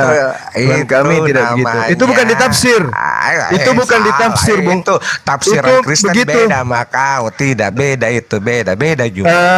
Itu Sekarang begini, menceritakan negara, mari kita baca itu dalilnya. negara, dari Wahyu itu ada Mari- 7 negara yang Mari kita baca, mari kita kalau baca. Kalau kau tidak paham dia mau kau asal-asal Mari kita baca. ngomong. Oh, saya ini ahli Bible, saya ini. Jadi kalau mau tanya tentang Bible tanya. Mari kita lihat Tuhan Anda ya. Nah, pengarang kitab Wahyu mengatakan begini. Saya melihat kalau dalam bahasa Inggrisnya kutiroi, niat kucini. Iya, Artinya kucini apa itu pensilikan. Betul. Dia melihat. Penglihatan. Aku melihat. Di dalam bahasa Yunani disebutkan bahwa dia oida. Oida itu artinya antara fisik matanya melihat objek. Aida atau eido. Oke? Dalam bahasa Itu Yunani. penglihatan namanya. Bukan beda penglihatan dengan aku melihat. Beda. Aku melihat itu. Kalau penglihatan itu, dengarkan, kalau penglihatan itu nubuah. Ini tidak. Aido. Lain lagi. Aido. Penglihatan membuat lain. Aido di itu. sorga. Aido itu dilihat di tengah-tengah tahta dan penglihatan. keempat makhluk itu dan tengah-tengah tua-tua itu berdiri seekor anak domba. Inainjo anak domba inainjo. Inainjo anak domba, anak hewan inainjo. Domba Siapa itu? Simbol dari Yesus. Simbol apa? yang disalib. Simbol apa? Yang dia Simbol lihat dari adalah Yesus. anak Aduh. seekor Dialah anak domba. Nah, Itulah dia Yesus. melihat Dia anak melihat domba. seekor anak domba seperti Itulah telah Yesus. disembeli. Anak domba Bertanduk itu 7, simbol dari anak bermata domba Yesus. 7. Itulah ketujuh roh Theos yang diutus ke seluruh bumi. Jadi Tuhan yang dilihat oleh Markus di dalam tulisannya Wahyu 5 nomor 6 berbentuk makhluk hewan bertanduk 7 bermata 7. Itulah Tuhannya Kristen. Jadi jangan kau samakan Tuhan kami dengan Tuhanmu. Tentang penglihatan Beda. di akhir zaman bukan Ya, asli itu ada di sorga. Bukan Ada asli di- katanya. Bukan asli itu katanya. penglihatan. Bukan asli. Penglihatan 2 Samuel 22 nomor 9. Aduh. Asap membumbung dari hidungnya. Api menjilat mulut bara menyala keluar daripadanya. Inilah dia cerminan Tuhanmu.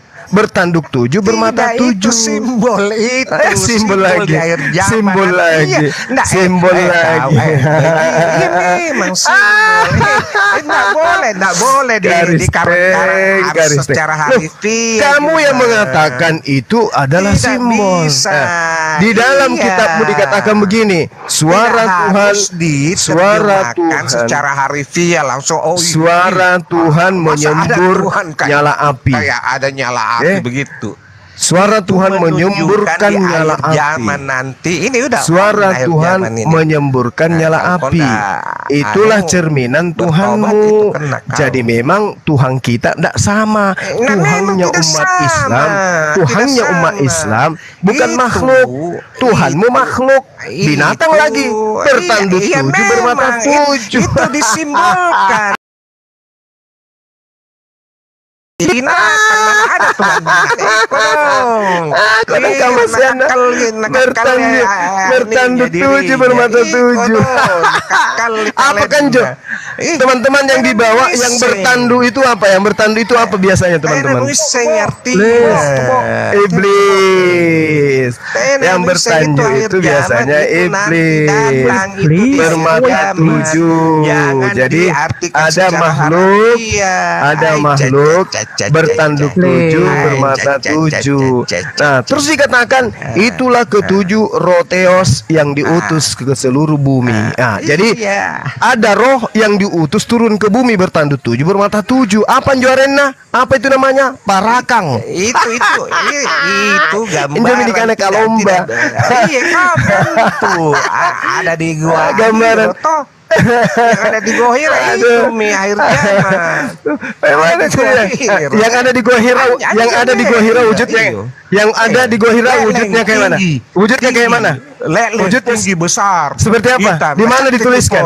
Di mana dituliskan? Di mana dituliskan? Di mana dituliskan? Di mana? Al-Qur'anmu.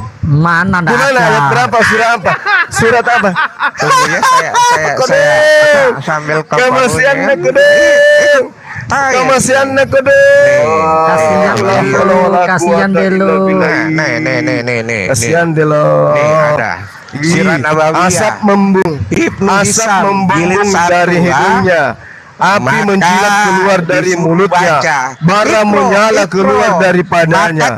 Suara Tuhan menyemburkan nyala api, sebab Tuhan kita adalah api yang menghanguskan.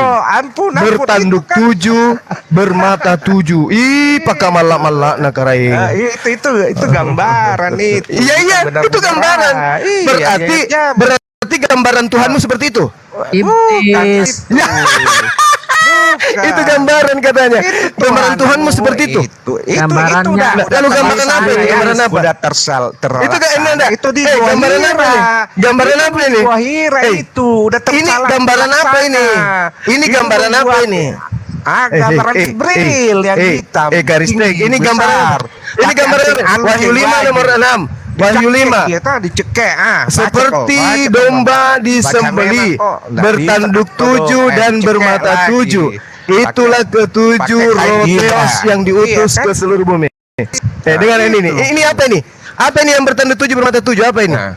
Itu gambaran itu. Gambaran siapa? Gambaran siapa? Gambaran siapa? Gambaran siapa? Gambaran siapa? Inilah ketujuh roh Theos. Ini gambaran apa? Roh apa? Roh apa? Roh Theos lah, kau bilang roh Theos. Tunggu sambil kitabnya dulu. Theos itu apa? Theos itu apa? Tunggu Theos dulu. Itu apa? Saya ambil kitabnya. Iya, jangan kok kata diri. Nanti kalau kau tidak tahu. Ada berita. Kedapatan di belakang rumah jiwa-jiwa spooky babi. Betulkah itu? Apa? Masih mau kau datang? Masih mau kau menggonggong? Apa kau? Masih mau kau? Gila, spooky babi tahu tu. Tadi malam kedapatan. Apa? Masih mau kau? Kenapa? Malak dengar gitu. Padahal yang selama ini makan babi siapa? Ngapa nak kulik kaman jujur? Jadi kutanya dulu ya, makan babi, makan anjing selama ini siapa? Ngapa nak kulik kaman?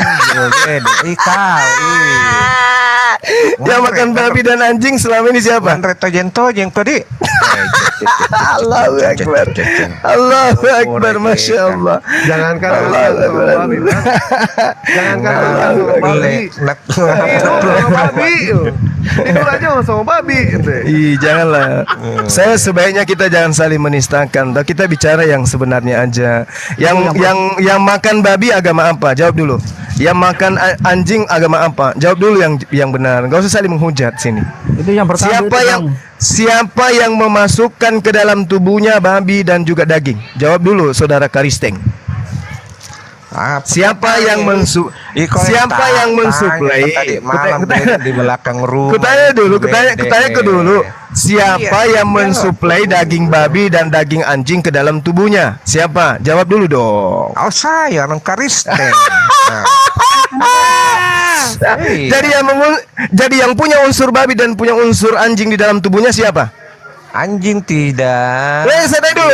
Tidak dilarang. Jadi yang punya dengarkan dulu. Jadi yang punya saya tidak bahas itu. Saya tidak bahas itu. Yang saya tanya, yang ada unsur babi dan unsur anjing di dalam tubuhnya siapa?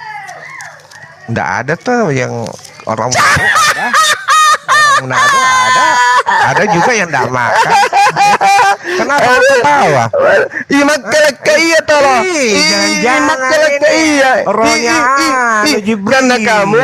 Karena kalian menghina babi, merendahkan anjing. Kamu mengatai orang babi, kamu mengatai orang anjing. Tetapi kamu bukan hanya dikatai. Dan babi itu adalah menu makananmu. Siapa yang pada tubuhnya ada unsur anjing dan babi?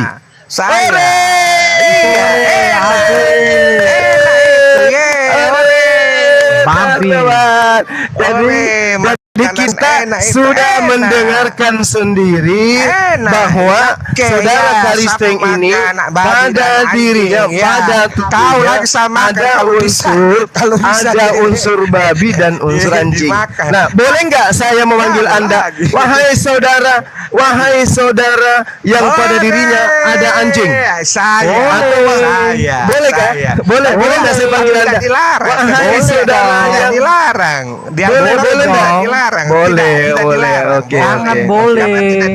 Boleh sekali. Jadi boleh kita panggil dia babi, boleh? Iya, boleh. Boleh enggak saya panggil saudara babi? Oh iya, panggil aja boleh. Oke. Babi. Kencing onta. Boleh babi. Kencing onta. Allah Akbar. Waalaikumsalam. Udah. Waalaikumsalam warahmatullahi wabarakatuh. Izin Bunda, itu ada yang mau syahadat di Rumbang Wan. Dia baru mau syahadat nunggu Bang Duma itu sekarang. Berarti dia mau meninggalkan makan babi dan anjing, Bang? Alhamdulillah. Jangan. Itu makanan minum kencing. Udah haram diminum lagi.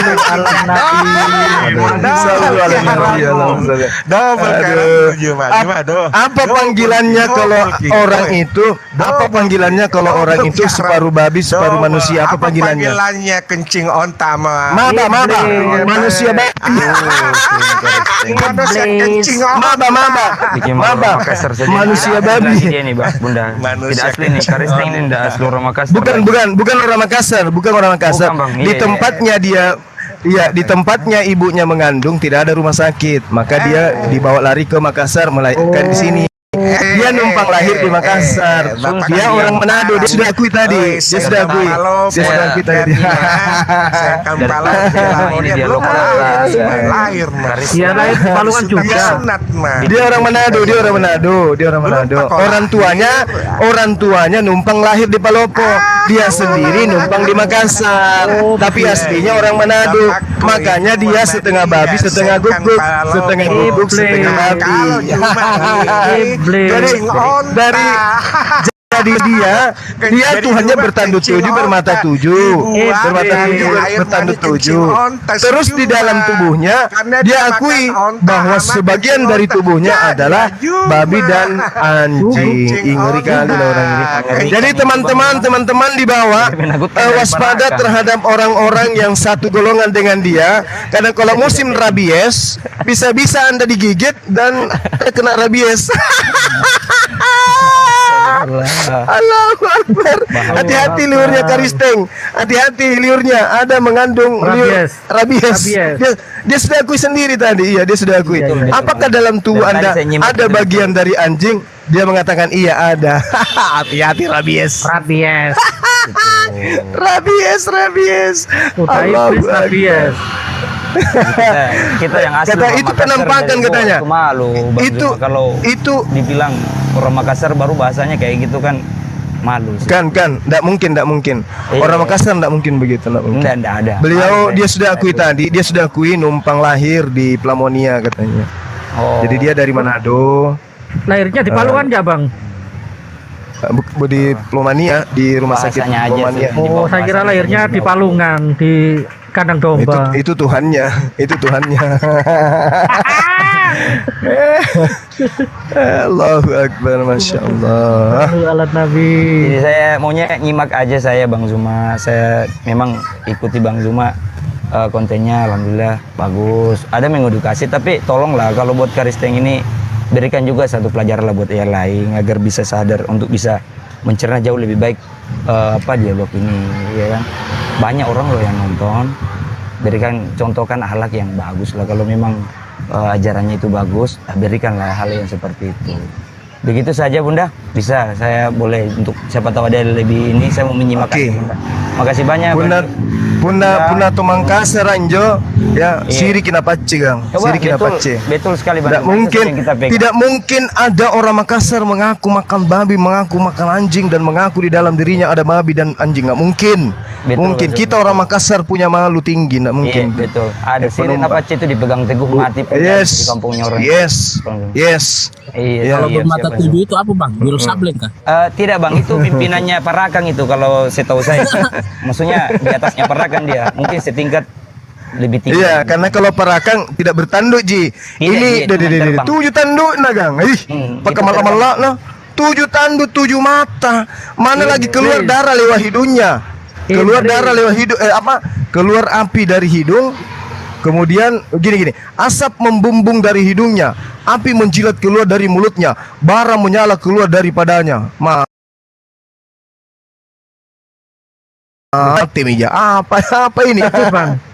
Tidak selalu saya baca komik kalau kayak begitu bahasa kalau dengarnya kayak begitu aduh bahaya. Filmnya apa lagi tuh? Dragon Ball. Iya, kalau menyala Super Saiyan Goku di atasnya lagi dia itu. Kembali ke zaman masa kecil lagi nonton. Dragon Ball. Aduh, masih ini kan cerita apa nanti legenda yang diceritakan tentang Mesir kuno, Yunani kuno, Romawi kuno, masuk semua di dalam bukunya. Aduh, parah. Oke, teman-teman, Bunda Rahma, saya pamit sebentar. Ada yang betul-betul manggil karena sudah berapa kali yang nelpon. Saya nyebrang dulu sebentar. Kalau memungkinkan saya kembali ke sini ya. Tolong orang yang mengaku Makassar ini tolong diajari bahwa coto Makassar itu bukan dari daging babi dan bukan dari daging guguk, tapi dari daging sapi. Ya. Guguk. Ya. Assalamualaikum warahmatullahi wabarakatuh. Waalaikumsalam. Bunda diturunkan saja saya Bunda. Tidak apa-apa kalau ada yang mau saya menyimak. Terima kasih Bang Jambu. Iya, siap Bunda Rahma, makasih banyak lagi. Assalamualaikum. Waalaikumsalam. Waalaikumsalam warahmatullahi wabarakatuh. Bunda, tempat saya sudah azan zuhur, saya izin pamit sholat dulu sebentar ya. Iya, saya juga sudah zuhur Surabaya. Assalamualaikum warahmatullahi wabarakatuh. Terima kasih. Assalamualaikum. Terima kasih banyak. Bang Dewa. Assalamualaikum. Iya, ini siapa Bang? Siapa tadi nih Bang? Mau dirungkatin dulu. Wirlan. Iya Bunda. Bang Wirlan. Mau dirungkatin dulu atau gimana? Mau sholat. Pamit juga mau sholat, izin. Sudah. Biar aku aja Bang, aku nggak tinggalin. ya. Oke, Bunda, makasih. Assalamualaikum. Waalaikumsalam warahmatullahi wabarakatuh. Silakan Bang Dewa.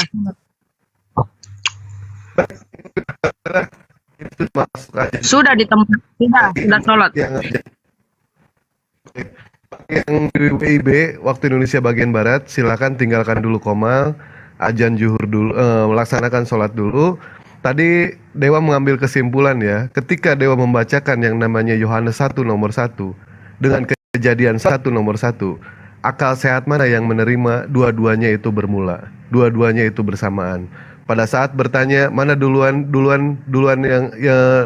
yang bermula, ternyata itu adalah firman yang bermula. Tetapi ketika Dewa tanya antara Kejadian 1 nomor 1 dengan Yohanes 1 nomor 1, mana duluan ayatnya, dia tidak mau menjawab. Ya itulah yang namanya akal sudah dipergunakan, tidak bisa dipergunakan ya seperti itu. Kenapa? Karena mahkota manusia terletak di akalnya. Itu mahkota manusia terletak di akalnya.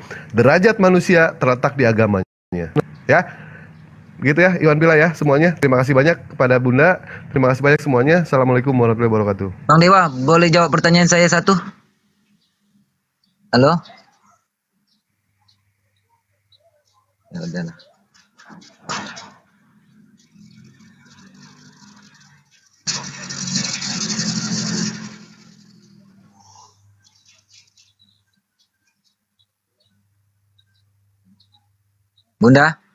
Bunda Rama.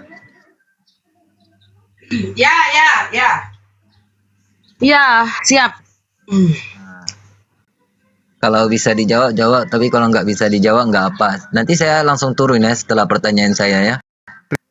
Oh, Anda Islam apa Kristen, Bang? Bukan, saya cuma mau tanya aja. Ya, Kristen. Bukan. Kristen apa? Bukan. Oh, Saya cuma mau Muslim. tanya. Bukan. Muslim kah? Bukan.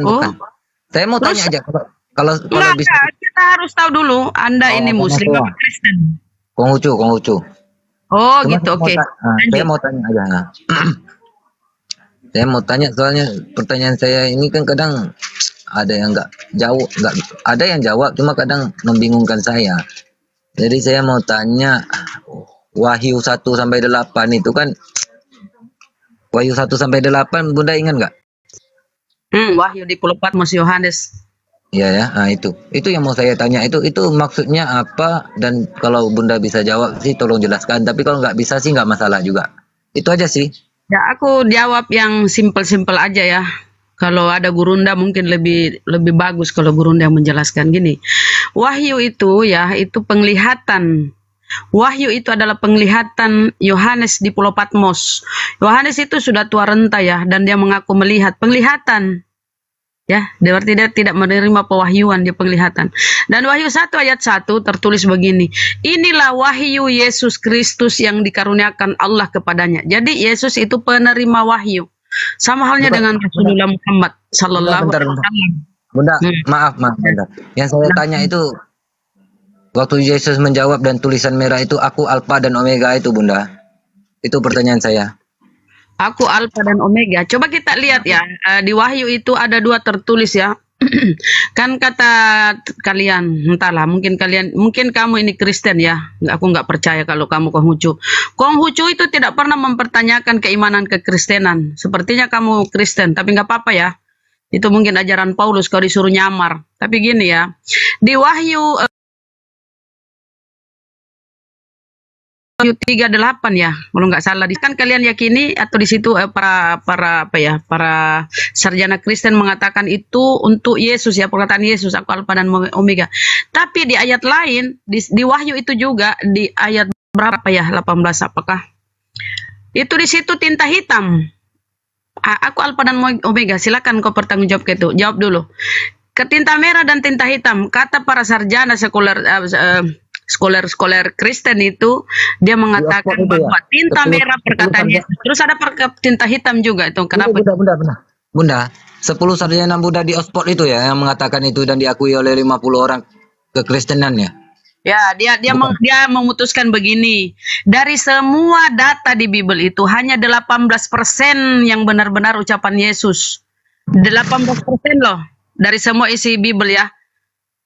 Jadi hanya pertanyaan 18%. Iya, saya Ingat ya, ingat Bang, 18% ya, scholar yang 70 sekian itu ya. 72 sekian, 72 ya kalau nggak salah ya, sarjana Biber. Saya paham maksud Bunda. Pertanyaan saya berarti apakah tulisan merah itu yang Yesus ngomong sendiri itu apakah masih ambigu atau gimana? Ya karena ada tulisan hitam juga, dan tulisan hitam juga di situ tertulis aku Alfa dan Omega. Oh gitu. Oh ya udah Bunda, terima kasih. Ini sedikit. Kalau Yesus Alfa dan Omega, dia mengaku saya datang dan berasal dari Bapa. Dia lahir dan dia berakhir karena dia sempat mati ya. Dia mati walaupun ceritanya dibangkitkan. Aku datang dan berasal dari Bapa ya. Jadi kalau dia awal, kalau dalam Al-Qur'an itu al-awal, yang terawal, yang paling awal. Awal itu dalam Al-Quran adalah artinya dia ada sebelum semua ada. Kalau ini pemahaman di Al-Quran ya, dia awal sebelum semua ada, dia ada sebelum semua ada, dan dia tidak berakhir setelah semua berakhir. Itu ya, al-awalu dan al-awalu. Bunda, aku mau tanya, Bunda, apakah Dr. Zakir Naik pernah membahas ini?